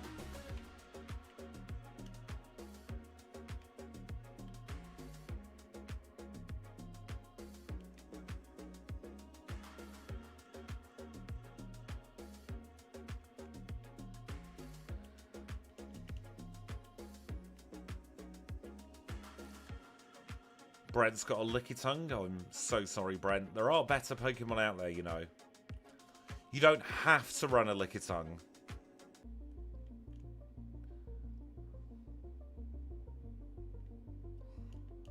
Bill lies. I don't like Bill. Bill can't make a PC box work properly in this game. Have to save and load it into RAM.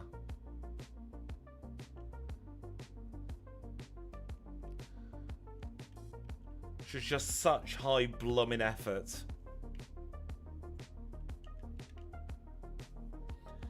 He could be holding out for Licky Licky. I have a soft spot for Licky Licky. I appreciate that it is not a pleasant design to look at, but I do genuinely have a soft spot for Licky Licky.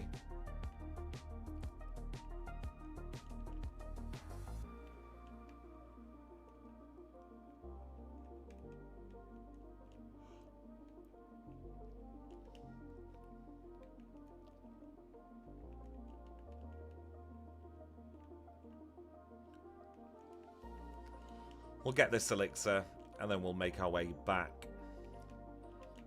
to Ecruteak. We'll do a PP heal, and then it'll be time for the Kimono Girls, and then we will take on rival number 3.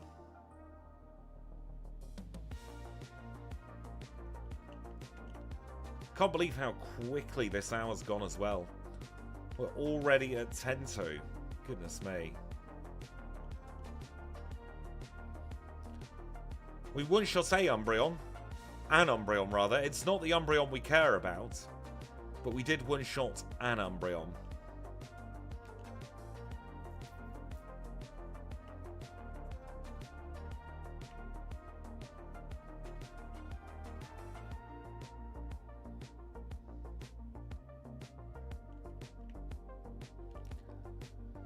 There we go, nice and easy, Kimono Girls.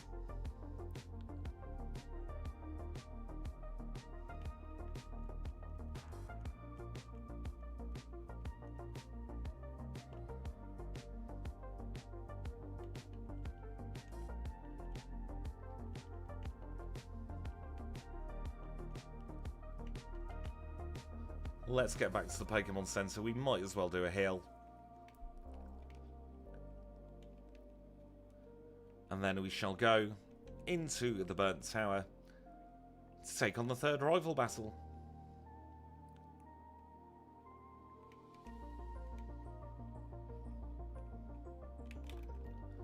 I feel like the rival was kind of spaced out awkwardly in Gen 2. Didn't mean to surf, meant to move my moves.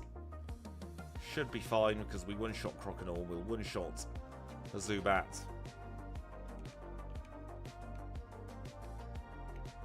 Then we'll Earthquake the Magnemite.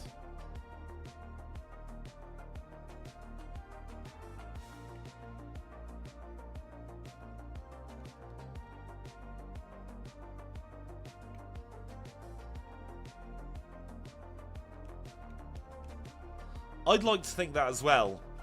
The gimmicky trainers would make sense if they're doing their own challenge run. Like, why else would you run around with a bunch of Voltorb? I'd like to assume that the trainers have a little bit more sense than that.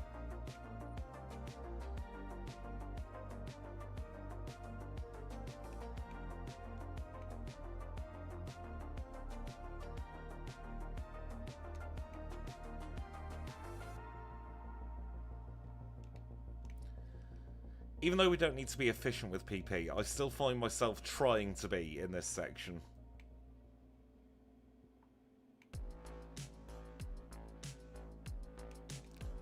I am actually going to plonk on the mint berry.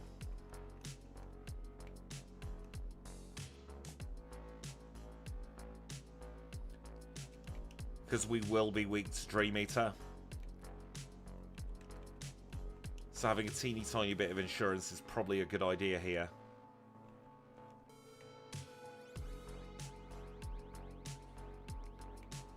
We'll take on Norman while we're at it.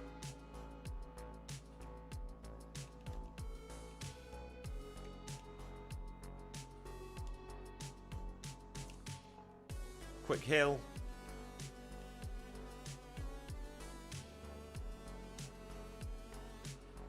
And back into the gym we go.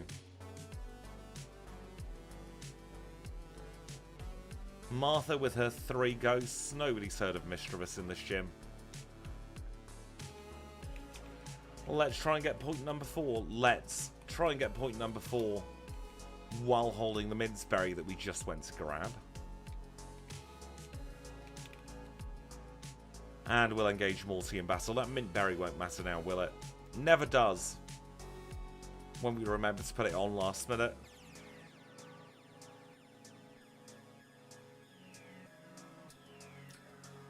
Exactly.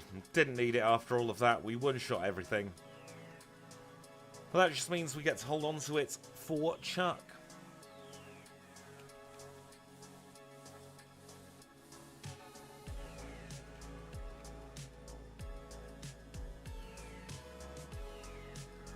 Level cap has gone up to 30 now, which is why we don't do the Lighthouse in SuperMON until after we have done the 4th gym.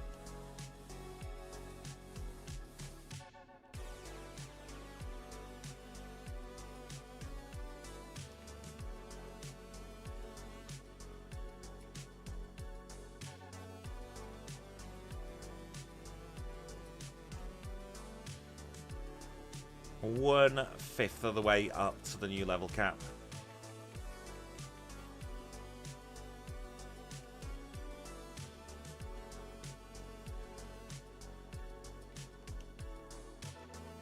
Grab our repels, we'll get the phone number for a burly man.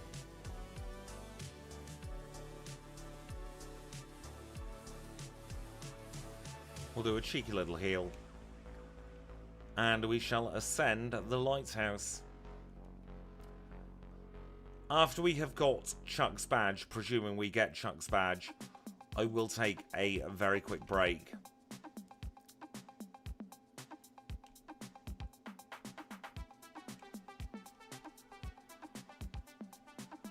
Because I am still vaguely recovering from the illness. So I do need to pace myself.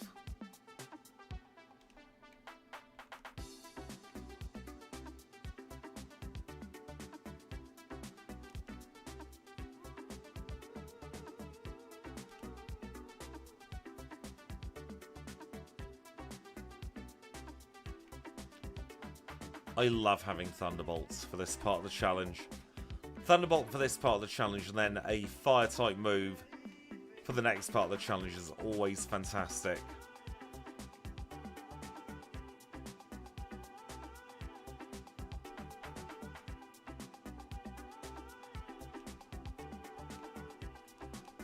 It's quite interesting actually, which types become more useful in which sections of the challenge. Like early game, Ice type reigns supreme, along with Electric type. Then mid game, it's Electric on its own and a little bit of Ground. Then slightly further on, Fire becomes really useful. Then it's Ice and Normal. And then by the end of the game, it is Electric again, which is, in theory, the best type.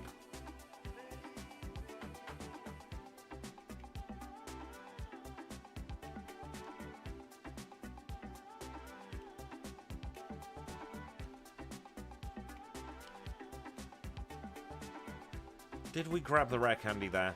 Yes, we did. Perfect. Quick heal. And we shall cross the sea.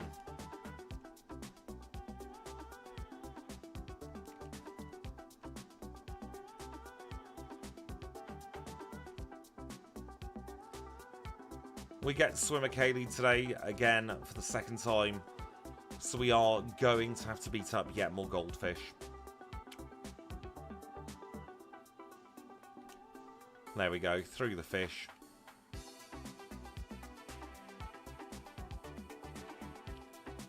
We'll take on a jellyfish as well.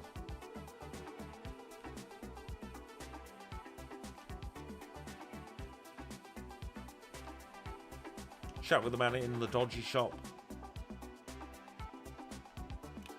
And into the next gym we go.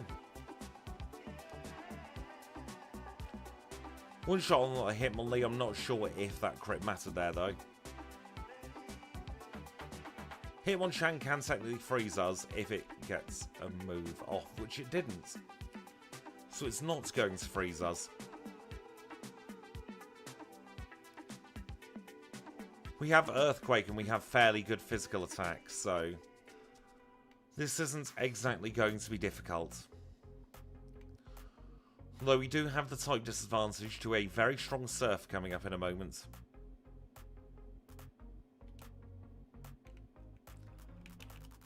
We'll just pretend it's all fine as we take on Chuck, our 5th gym leader together in this run.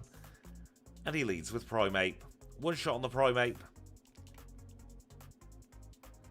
And 2 shots on the Poliwrath. With that, we have 5 points on the board, an incredibly generous +1 in our level cap, and I am going to take a very, very quick break. Have a little stretch, wet my old whistle, get the energy back up for the next part of this challenge.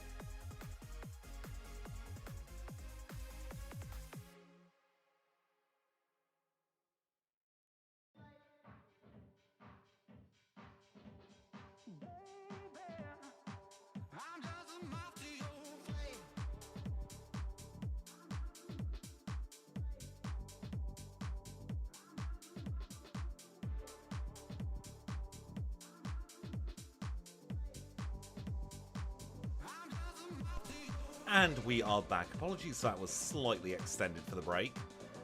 Twitch decided to be Twitch. So, for the benefit of anyone over there, I didn't want to come back until the adverts had fully finished. We've just got our 5th badge. We'll get the air balloon from Chuck's wife.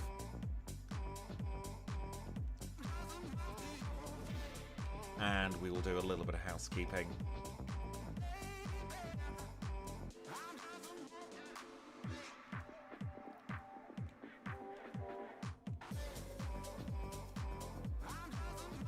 Grab all of these rare candies. We'll hopefully get to use them in the league this time.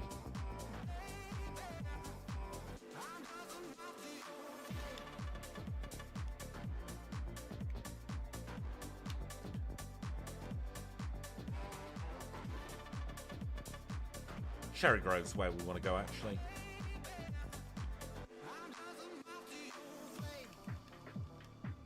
You know what? We can sell the mince bit, the charcoal for some money.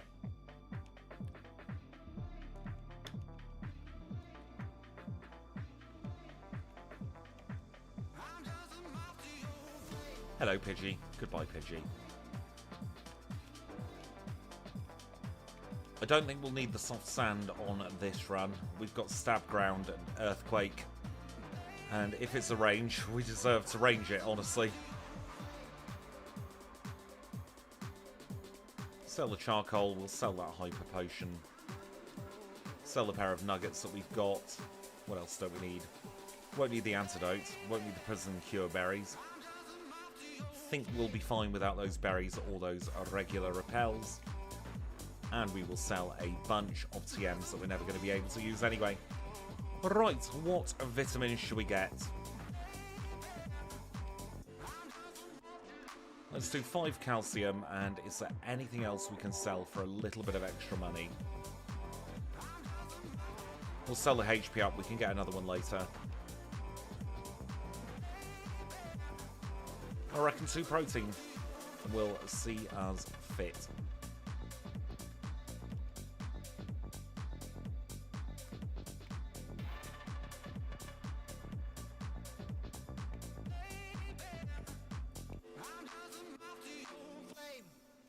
And with that, Nidoking is doing very, very well.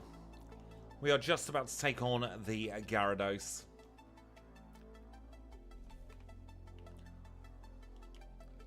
That was the red Gyarados.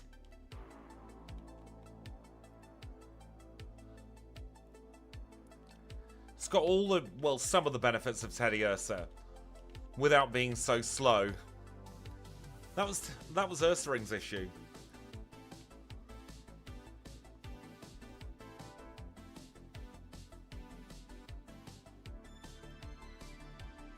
It does just show, actually, that because we can't just rely on brute forcing in these challenges, a Pokemon like Ursaring probably isn't going to be a contender to be a SuperMON for quite some time.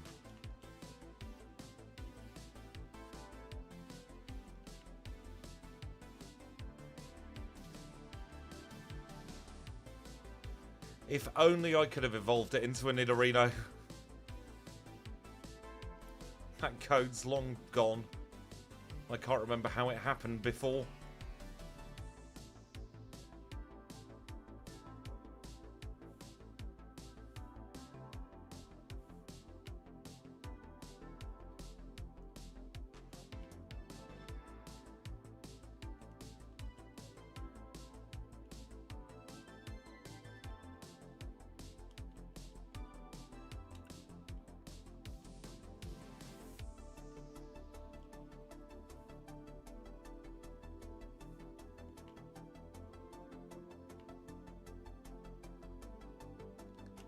I will try and get Rocketless coded in for SuperMON as well. So I think going Rocketless would make it significantly harder. Because it's not like we're gaining levels anyway, but we will get a bunch of stat experience from in here.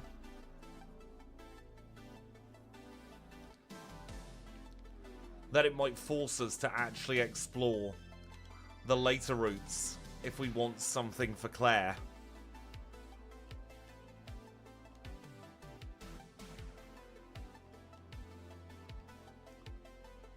Double check we get both passwords there.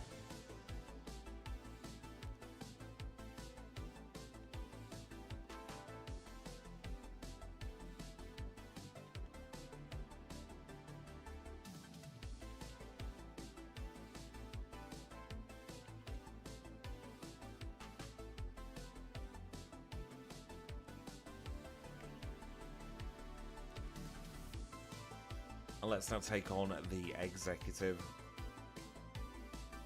We will make an executive decision to have a very easy battle against him.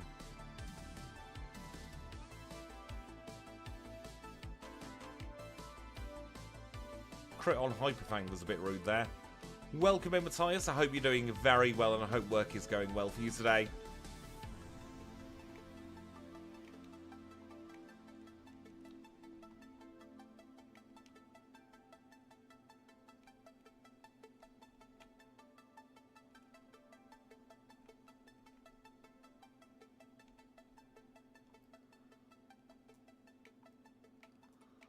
Let us take on the next rocket.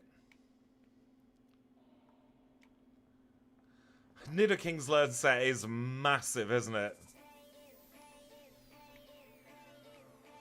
We spent about, must have been a good 10 minutes at the beginning of this challenge deliberating which 4 overpowered moves we wanted to take.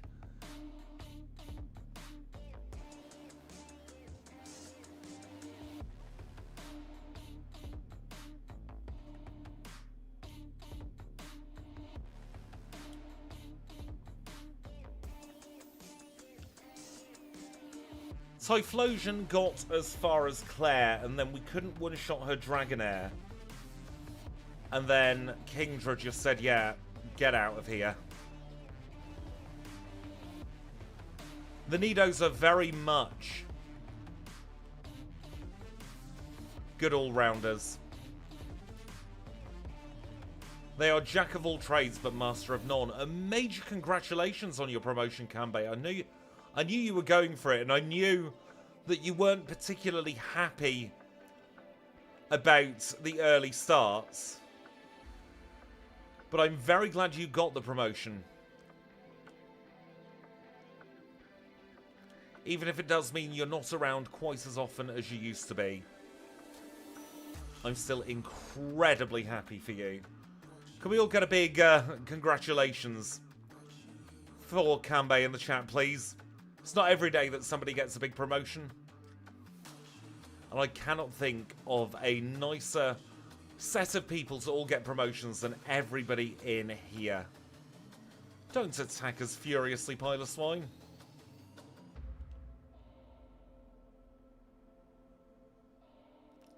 I'll make you blush. Good.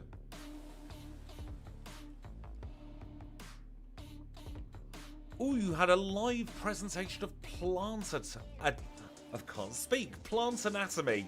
It's hard to say in my accent. Ooh, isn't Cashmere isn't all saffron very difficult to grow to begin with?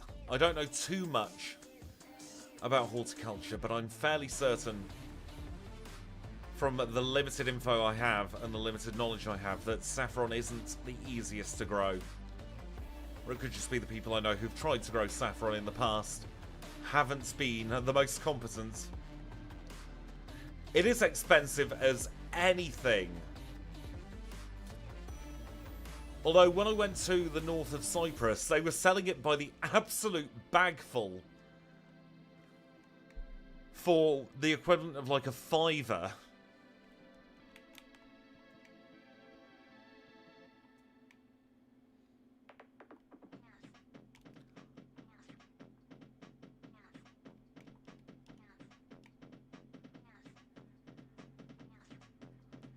Yeah, we are fine at Jasmine, even with Surf. She's not showing sunny day there. So we get 7 points on the board. To be fair, Kanbei, I ostensibly did throw out quite a few bits so that I could bring back a little bit more saffron. It was while we were still in the EU and managed to smuggle it across the border. If anyone from the authorities is watching, no, we didn't actually smuggle. If anyone from the authorities isn't watching, we definitely did smuggle.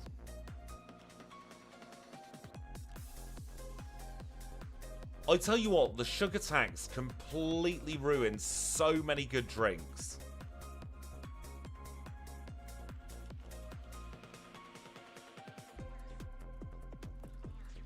Takes 8,000 flowers to make a pound of saffron. Goodness me.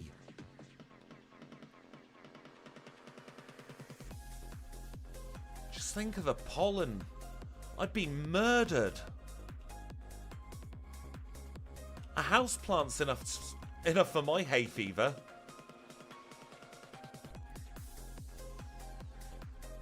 Oh, you have 8. That makes much more sense. I've got to be honest, I was thinking when I said it, 80,000 plants, how big is the place you live? Or the place you're storing your saffron? And I think if you had 80,000 plants, you would need a lot of security there.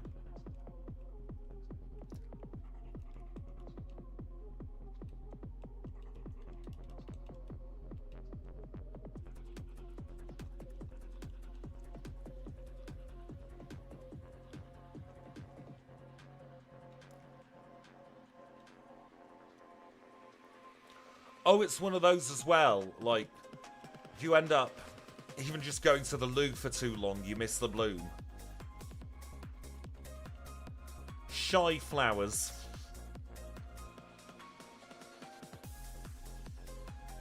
I don't have the patience. I've got to be honest, for a lot of plant growing. You love my feline? Bonkers is a very cute cat. I can't remember, which is kind of bad seeing as it was only about an hour ago, why we put him on screen today, but I'm glad he is there. He's the best little kitty. Got him via the cat delivery system.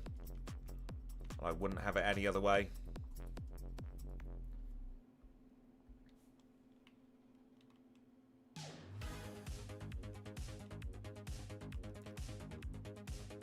He's currently downstairs asleep on my roulette wheel.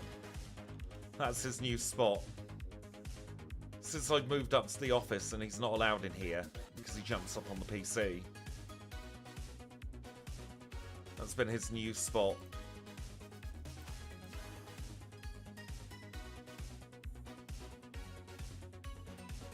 Did I sell a protein then? Like an absolute fool. No, I didn't. That's fine.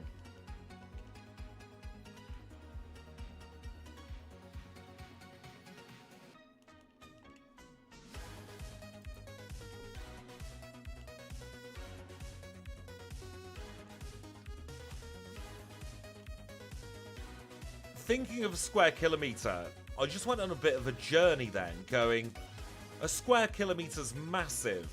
Well, actually, it's only 100 metres by 100 metres. But then I thought to myself, 100 metres by 100 metres is actually pretty massive.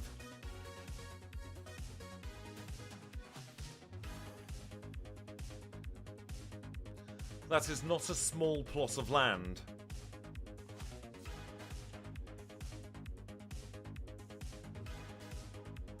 It's not 100 metres by 100 metres at all, it's 100 metres by 10 metres. My brain is not here today, I'm on like 2 hours sleep.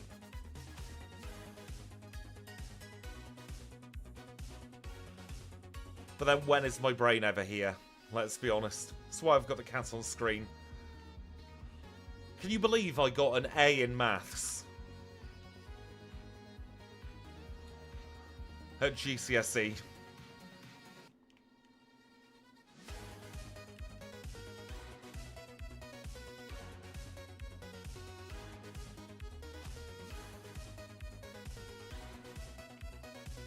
I do actually blame, you know, having a calculator available at all times for my complete destruction in the mental maths department.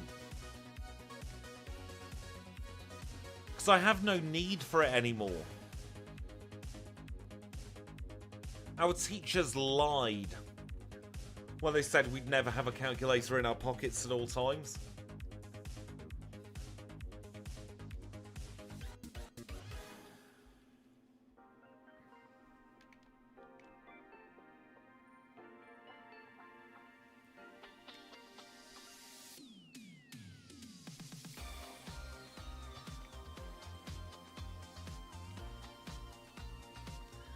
Aren't we having fun as we climb the radio tower here? This is the best part of the challenge.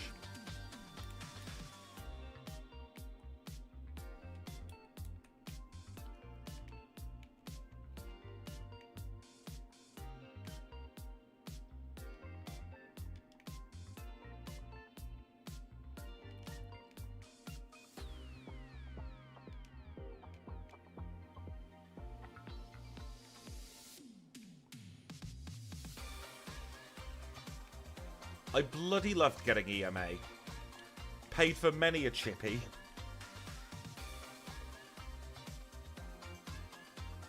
It's nice to see you again too. I hope you're having a fantastic start to your week.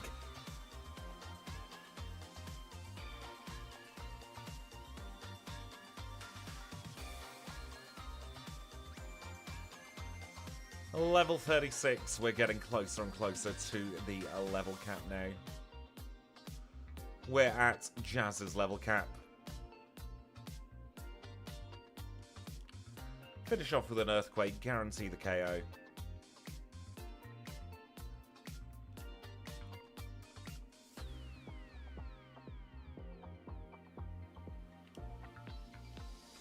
I did 6 a week, but one of them was twice a day on Fridays because they were open late and they didn't open on the weekends. It got to the point where when they saw me crossing the road, they'd start prepping it because, of course, I'd have the same thing every day. So by the time I got in, it was ready and I could just pay. One week, EMA was a little bit late to come in as well, so it just gave me a tab.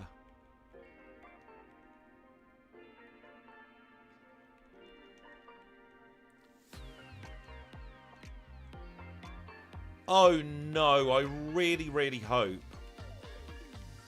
that it clears quickly for you and becomes a bit of something and nothing, rather than a nasty bout of illness. There's definitely stuff going around, and it's deeply, deeply unpleasant.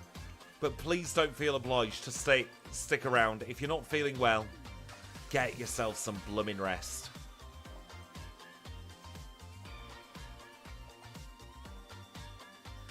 Nice crit there on the Feraligatr. Double crit.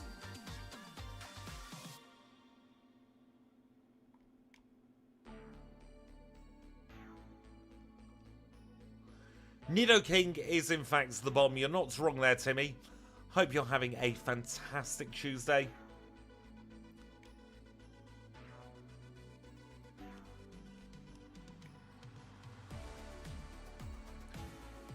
I feel more confident about getting past Claire with Nidoking than I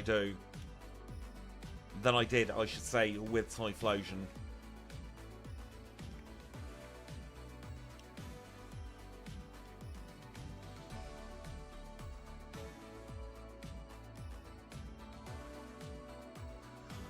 Okambe, thank you so much for the £20 super chat. That is so blooming kind of you. I'm glad you're loving the new series. I'm having a lot of fun as well. And I am really glad to be streaming again too. It has been a tricky old month with the illness and my immune system, but I'm just glad I fought it off. I'm planning on doing most Gen 1 and Gen 2 Pokemon. There are going to be some, like, for instance, Smeargle. Probably not going to be viable in this format. Same with Ditto, same with Wobbuffet. But I want to give at least every single Pokemon, at least on stream anyway, a chance to get across the line. And if we can't get it across the line with our native Generation 2 moves, I will look at coding in some moves from later generations to see if they can help.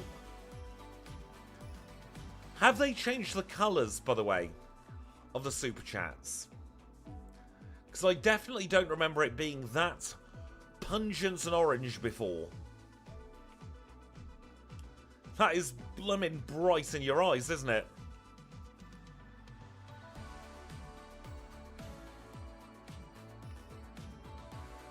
I feel sorry for poor old Muck when we've got Nidoking.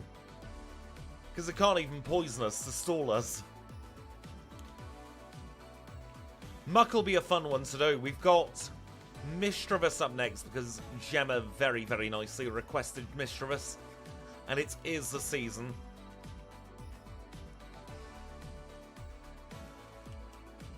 But we shall definitely get through quite a few of them. I'm going to be doing edited down videos of these runs as well. Not the same runs I do on stream because I don't like to recycle my content. So we've got Gengar coming out as our first SuperMON video on Friday, and then we've got somebody else on Monday who I'm not spoiling yet.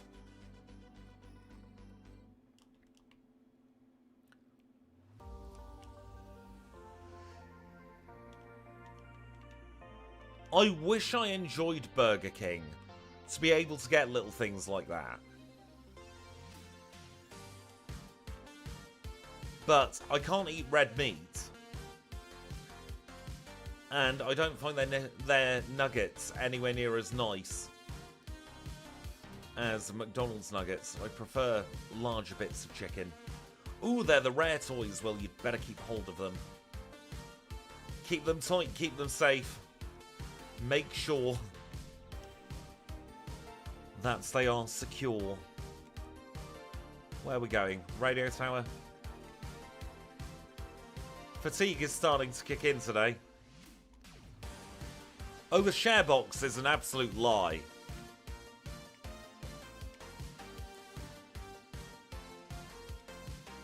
It's like the sharing chicken box at KFC. I will eat it all. I'm a big greedy bugger and I have no natural way, apart from when I cannot fit any more food in myself, to know when I'm full. Like, I don't know what it is. I lack the gene, or I lack the ability to produce the thing that tells you that you're full. I got told about it when I was a lot younger, and I didn't really pay attention because I was a lot younger and it went over my head. The only way I feel full is if I am busting out the seams. Which isn't healthy. But honestly, who really cares?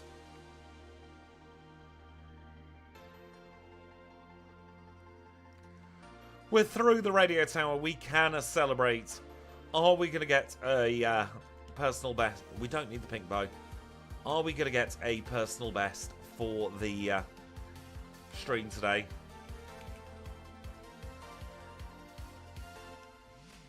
And Kambe, thank you once again for being the inaugural and only member of Team 11212.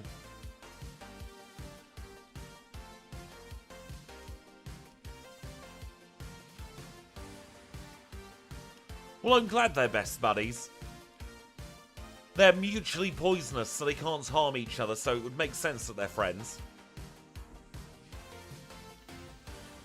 Like, you wouldn't want a Blossom hanging out with a Muck. The Muck might try to use Blossom as a car air freshener. I've never forgotten the code either then. I'd be a little freaked out. I had a Furby as a kid and that could talk. And that's put me off any kind of plush or anything else talking that shouldn't be talking. Even parrots give me the creeps now sometimes.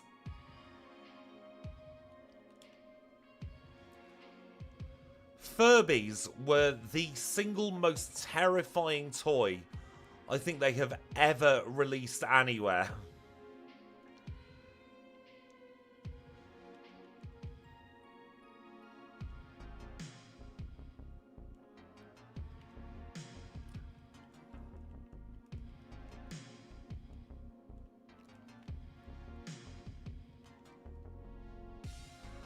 They were annoying. They were also chewing through batteries like nobody's business.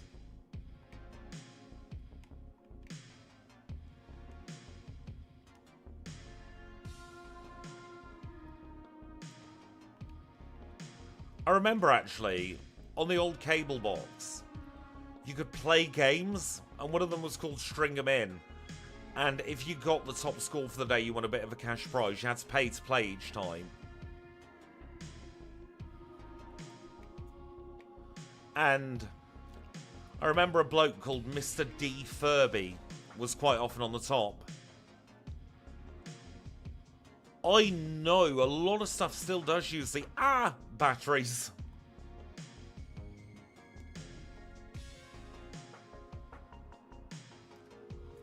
It's a good business model. Make something so annoying that parents want to destroy them, but then will feel guilty about destroying them, so will buy a replacement.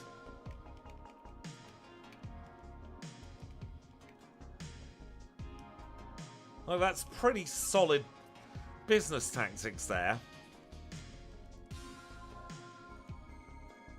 Now, I do not feel confident we are going to get through Claire. I'm more confident than I was with Typhlosion, but I am less confident than I was with Feraligatr. I am definitely playing this on some kind of computer device. Nintendo, don't sue me. We'll use Ice Beam on the Dragonair to guarantee the one-shots. Then we will hope that Earthquake is enough for the Kingdra. I didn't expect to send out that one then.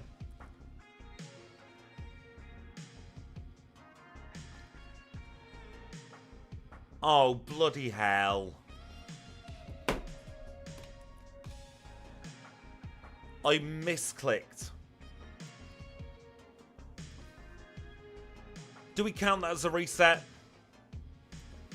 Because I misclicked, because I wasn't paying attention, because she only sent out 2. I think we do for now. Let's get it on the leaderboard, and then we'll pick our Misdreavus.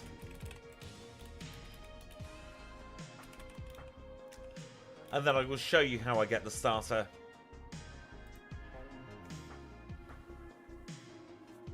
I want to run Nidoking again, Kanbei, so this gives me an excuse to. Second place, 7 points, but we had a better Claire battle than Typhlosion. Let's get Misdreavus all set up.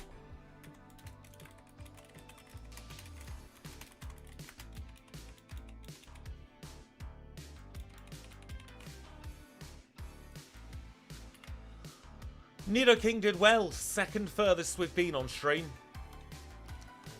Yeah, we aren't stuck with Piss Wave at least. I reckon on another day we'll be able to get Nidoking as far as red at the very least.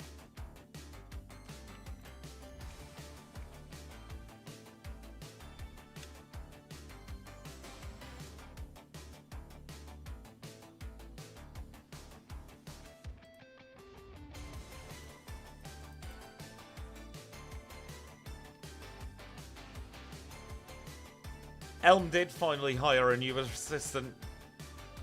Now, where the bloomin' heck is Misdreavus in this dex? There it is.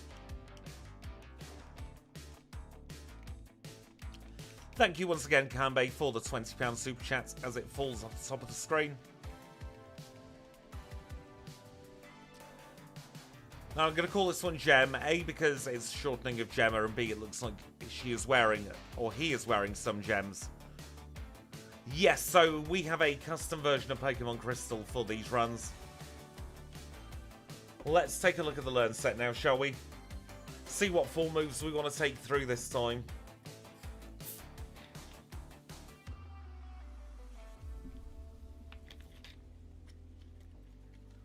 And again, I think we've got quite a few choices. There are multiple combinations that could work well here.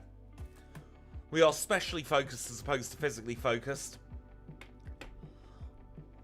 You're still lurking? I hope you're having a wonderful time lurking. I've not got around to finalising the patch, but you can download all the patches that we play together here on the channel on the website trainersquidgy.com. Destiny Bond for Kingdra.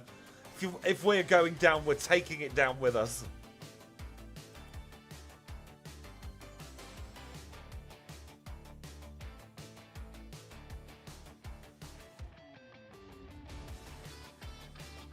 Now, I reckon, you know, that Thunderbolt is going to be locked in, because that gives us 2 super effective moves for red. It's neutral against all of Lance's Pokemon. So I think that one is going to be a good move. Psychic will be great. I'm not so sure. I suppose we do have Stab for Shadow Ball, and we've got 60 in attack. It's not the worst. But is it really that useful a move?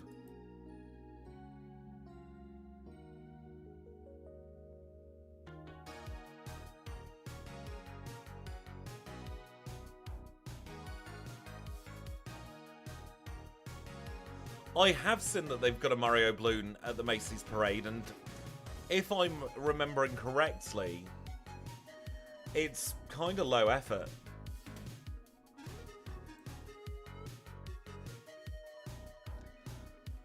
That's what I'm thinking, Kanbei. We might not need it because of all the normal types, but then the occasional Psychic type we do come across, is it going to be worth it?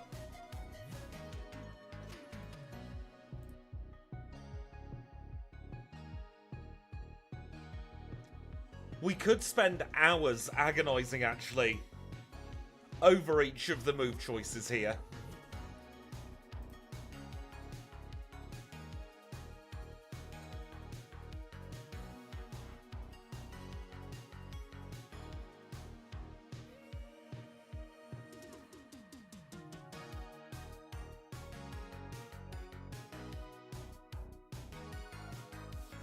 I like some of the children Pokemon, but I would, if I had the chance, use Cleffa as a Frisbee and just get rid of it and hope it doesn't boomerang back.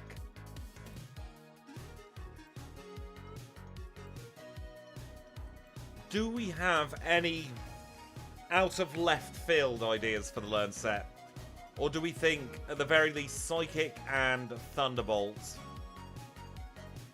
Pichu, Togepi, and Gumi. I have a personal disdain for the Pichu line because of how bad it has been in this generation. But I definitely like Togepi. I meme on it sometimes, but I do like Togepi. And Gumi is a very, very good Pokemon. I love Gumi. I love most of Gen 6's decks, though, to be fair.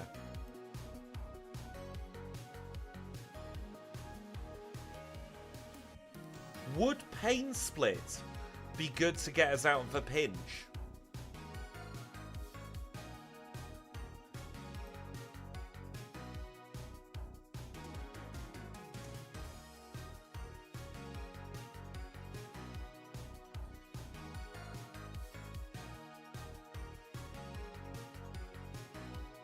See, that makes Gumi infinitely cuter if it sounds like a squeaky toy. I love Toxel and I love Toxtricity. It gets Boom Burst, so I'm definitely a fan of those Pokemon. Let us get the 2 moves, actually, that we are definitely taking. We'll take Psychic. And we shall also take Thunderbolt. If we had better physical attack, I could definitely see the logic in taking Screech, Headbutt, and Shadow Ball. What kind of music am I listening to? It's completely different to what's going out on stream. I am currently listening to Your Love in brackets 9 PM by ATB, Topic, and A7S, whoever they are. It's just on my autoplay for the music app I'm using. Zap Cannon for the memes. Just run 2 electric moves in tandem and then completely destroy Red's day if we ever get there. If we had a Send You to Sleep move, I would take Dream Eater. I am thinking, you know, Shadow Ball and... oh, we are going to need, thinking about it, something with the dark types. Headbutt? Best of a bad lot. Pain Split, Headbutt, Psychic Thunderbolt. Doesn't sound like a great learn set, does it? Curse for Red Slacks would be good. But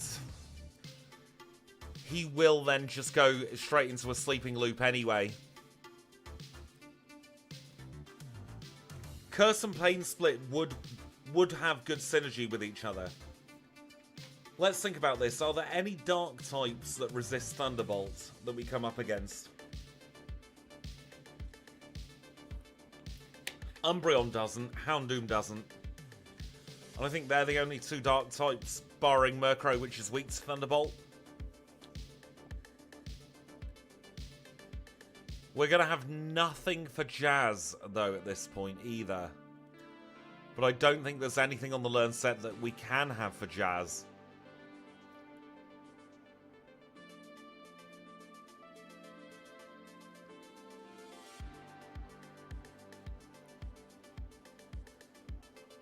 This is going to be a toughie. I don't think we're going to get that far, regardless of what we do at the moment.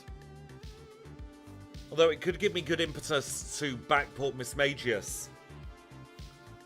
So we can try with a slightly better stat spread at some point. I am live tomorrow. I do have a recording I need to do, but if I've got the time after the recording, I could always try and backport Misdreavus. Or Fluttermane. Do I have the Fluttermane sprite, actually? I've got a vague recollection. I've done a front sprite for Fluttermane.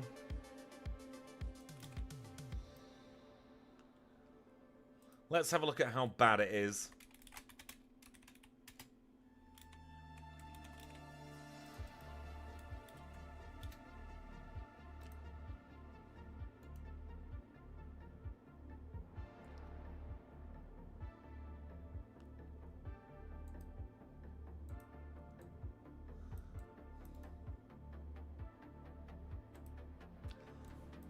That's the Fluttermane front sprite that I did. It kind of looks like it's been out on the razzle and has had one too many drinks with that mouth.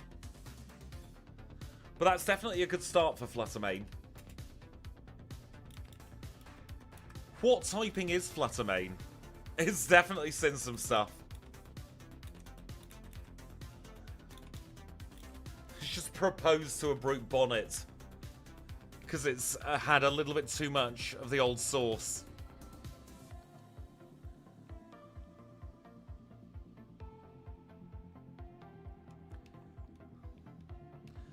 Ooh, Fairy Ghost would be interesting.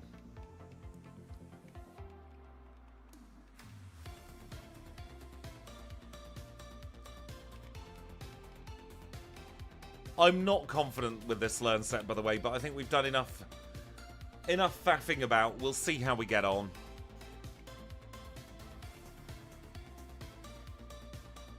We've got enough to see us at least past Gym 1 now. Oh, that is a funky back sprite. I think this might be the first time I've ever seen Misdreavus' back sprite in game. Oh, why does it look so hairy? Oh, I know we're close to Halloween, but this is giving me the creeps.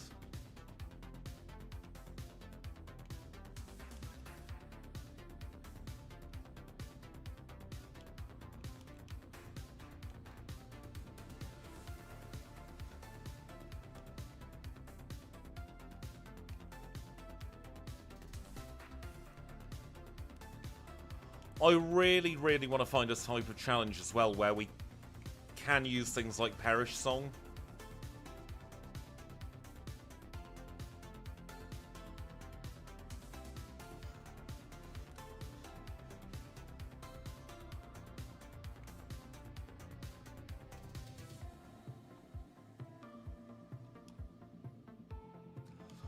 Also, the queue is free for whoever will run next, probably tomorrow now. But Cambe, seeing as you were so blummin' generous, is there anyone you would like to see next? taking on the SuperMON run. We can't do Clefable, we can't do Gengar, and we can't do Parasect. Those three are currently locked in, but everything else is up for grabs.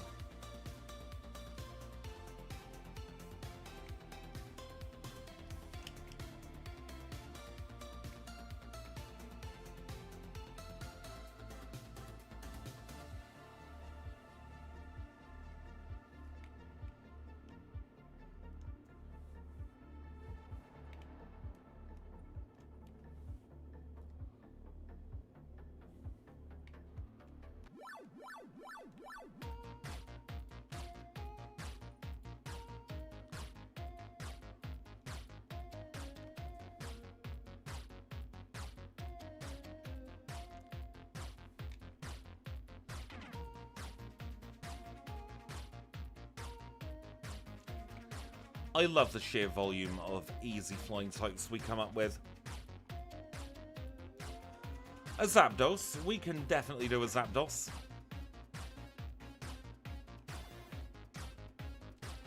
So in the next run, we will give Zapdos a go because I think we might need to go to the drawing board with Misdreavus. One idea I've had actually for the Gen 2 Pokémon is to look at their Gen 3 learn sets, specifically the TMs and tutors, and then try and cross-reference with the Gen 1 TMs to kind of pad out their learn sets a little bit more. Because the Gen 1 Pokemon can legit learn those moves in Gen 2, which is why they're available for them. So we would have to put a little marker on the leaderboard saying we used the larger learn set. But I think that could be a good way of bolstering at least Pokemon like Misdreavus' learn sets, because it's not a big one. It's a very teeny tiny one.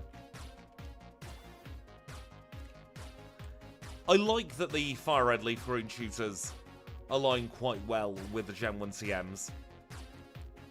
And the fact that Body Slam is a Gen 1 TM makes me incredibly happy, because that's ostensibly our best normal type move we can get, seeing as Return is not available in these. Because I hate fun.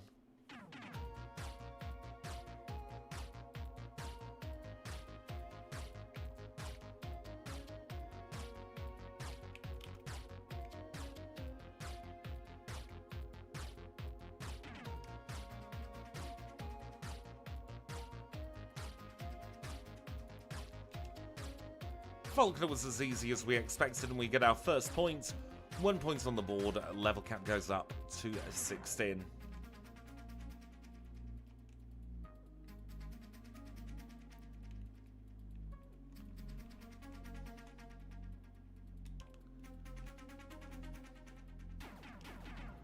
I don't like the bright in your face palette, so we'll replace it with our lovely pale yellow palette. And let us ascend the Sprout Tower now.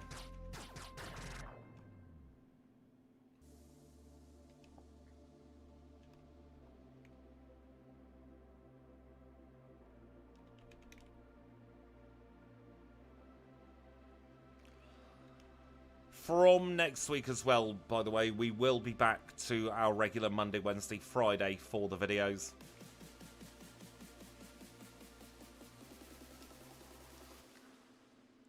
This week I've had to swap Wednesday and Thursday around, unfortunately. A little bit busier on Thursday than I will otherwise be most of the time. No, don't Pain Split, don't Shadow Ball either. I'm trying to Thunderbolt.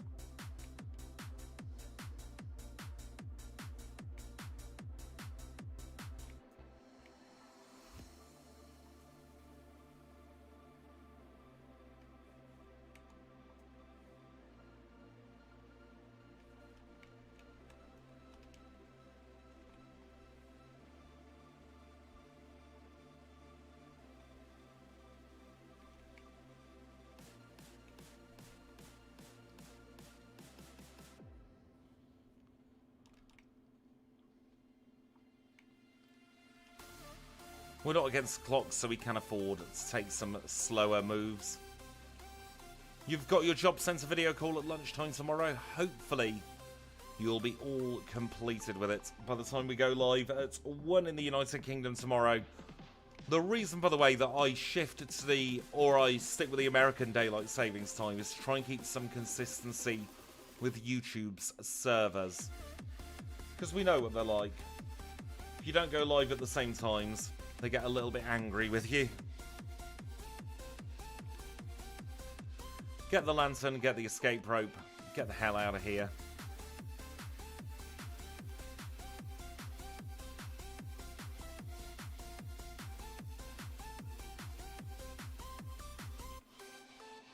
Persecure berry obtained.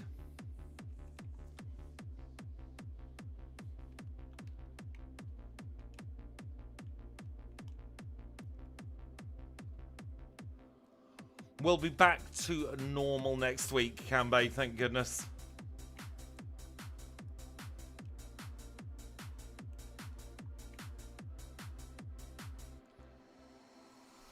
There was one video, though, that ended up just going out at a completely weirdo time.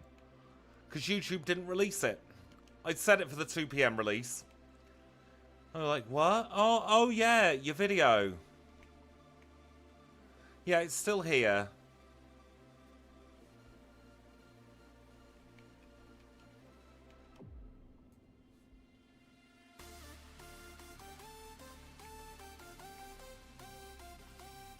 Yeah, exactly. Video. What video?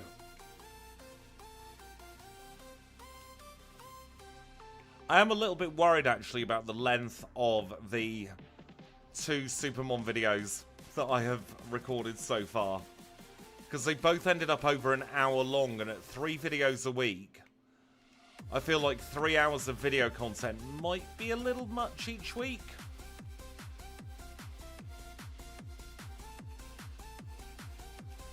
I do have a few challenge runs already pre-recorded though, so I can intersperse those with the SuperMONs.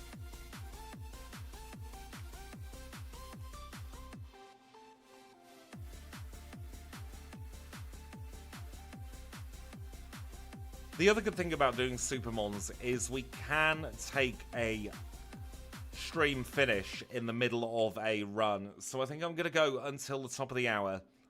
Because I have been awake since the very, very small hours of this morning. And I do need to pace myself, otherwise I'm going to get ill again. So we'll do 3 hours today. Hopefully I'll get a better sleep tonight. And then we will do more of the same tomorrow and hopefully go a teeny tiny bit longer.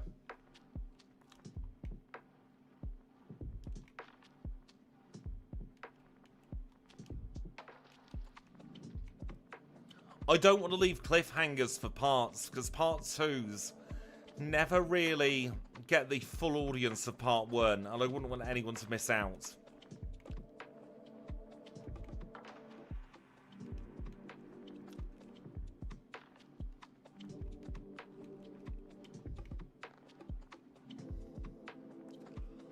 Having said that, with the fact, and let's be honest, traditional classic challenge running is a fad that is moving well past its prime. I do need to get my watch hours right back up.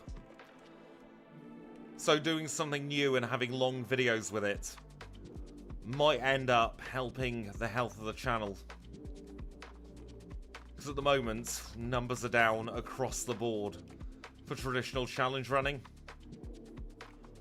Which is completely understandable. People have been doing it for at least half a decade now, consistently on YouTube.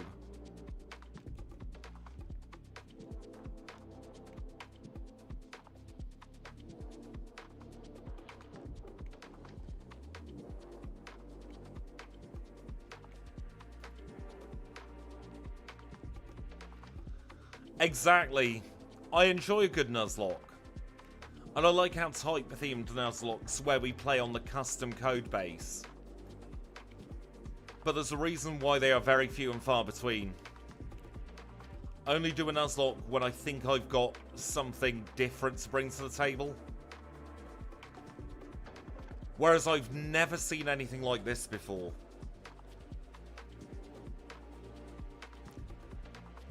it really does change the way you think about solo running. And don't get me wrong, it is as stressful as anything, but I kind of like it. Ooh, shiny Sandile and shiny Dragalge. Very, very nice. Did I tell you I tried to go fishing over the weekend and all I did was Dragalge?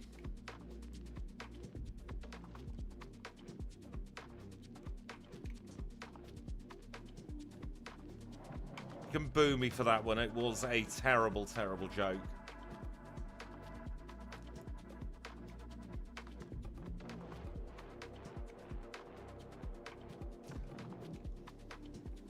Are you saying boo, or are you saying boo-earns?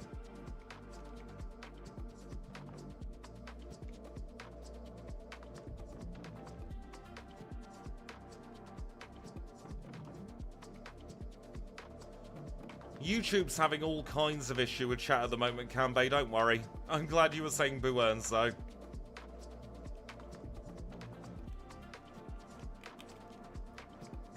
Let's take on Bugsy.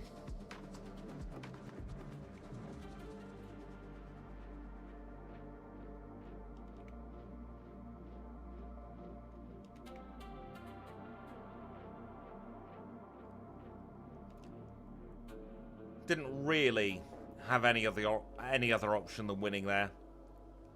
Get ourselves Fury Cutter. Sell it for money later.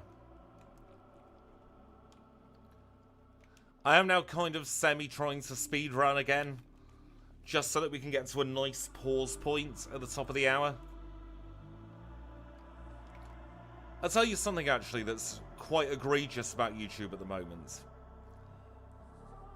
On my thing where I can start a poll, or I can start a Q&A, not that I'd ever start a blooming Q&A, I now have a third option, which is convert this stream to members only. Why the friggin' hell would I do that?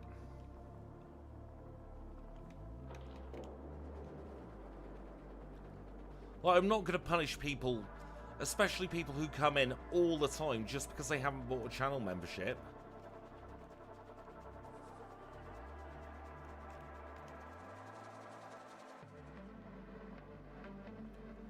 And member-only streams have been an option for quite some time. But having them try and force it upon me, I'm not down for that. We don't need the tree shaker. But we might end up needing the money from the Headbutt TM for more vitamins.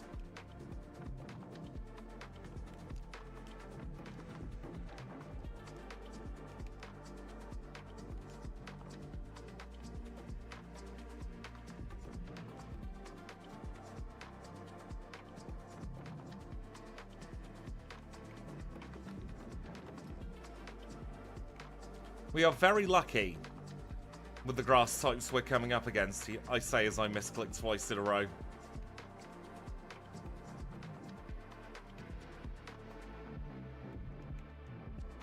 That Nidoking misclick actually has reminded me I can slow down. I'm saying it a lot, and most of the time it's to remind my blooming self.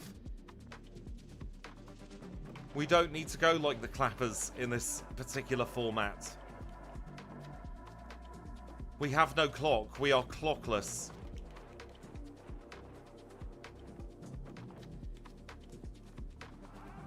Should see a doctor about it, really.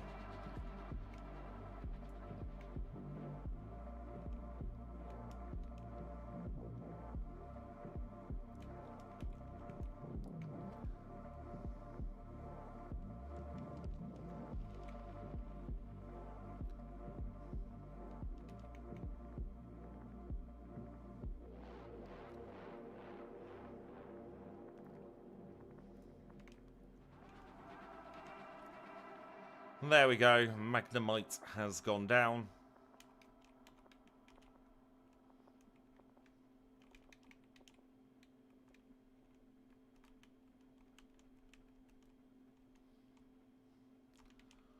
We shall get the Rentalabra. That is true, Miltank can't do stomp strats, but that might mean She goes for Attract instead.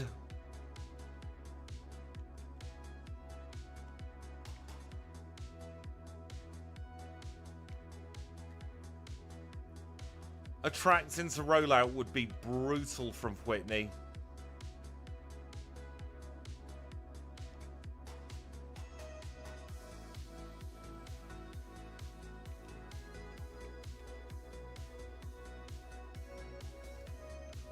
We are now at a level cap.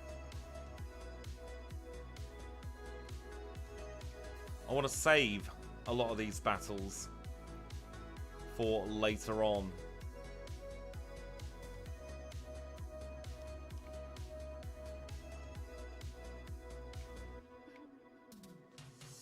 So we can get the experience from them if we do them later.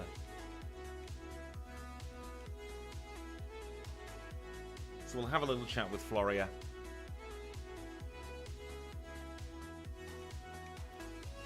Get ourselves back to Goldenrod.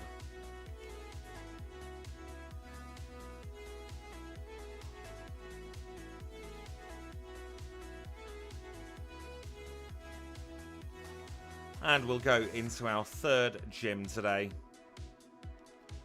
You got a non-prime next day delivery? How? That's not a thing. Alright, let us do our final battle of the day either way. This is Whitney. She is a normal type specialist, leads with Clefairy. Still wing missed. That metronome could have been dangerous. She's gone for rollout. And we get the victory. We are ending this stream on a high. However, this run will be saved until tomorrow. Oh, that's a good point. If other people have Prime in your area and they're ordering, you might be able to sneak on to their van. But I'm going to call it there. We've been doing this for 3 hours and it is very brain intensive. I hope you've had a lot of fun today. I do want to say a very, very big thank you to Chad Payne for joining at Apricorn Balls here. For 4 months, Cody Smith. Really appreciate you. Moving over to YouTube as well with that particular 4-month milestone. And then we do have a big thank you to Kanbei, who got the promotion. If you haven't said congratulations to Kanbei, please do, for the £20 super chat. Very, very kind of you, Kanbei. Thank you so bloomin' much. Now, I'm going to get some rest. I've got a render to go out. I've got a render to do before I go to sleep. I'm going to get some food in me as well. I will be back same time, same place here on YouTube and over on Twitch tomorrow for more SuperMON runs where we will see exactly how far we can get with Misdreavus, and then we'll be going on to Zapdos. Have a wonderful rest of your day, everybody. I'll catch you all tomorrow.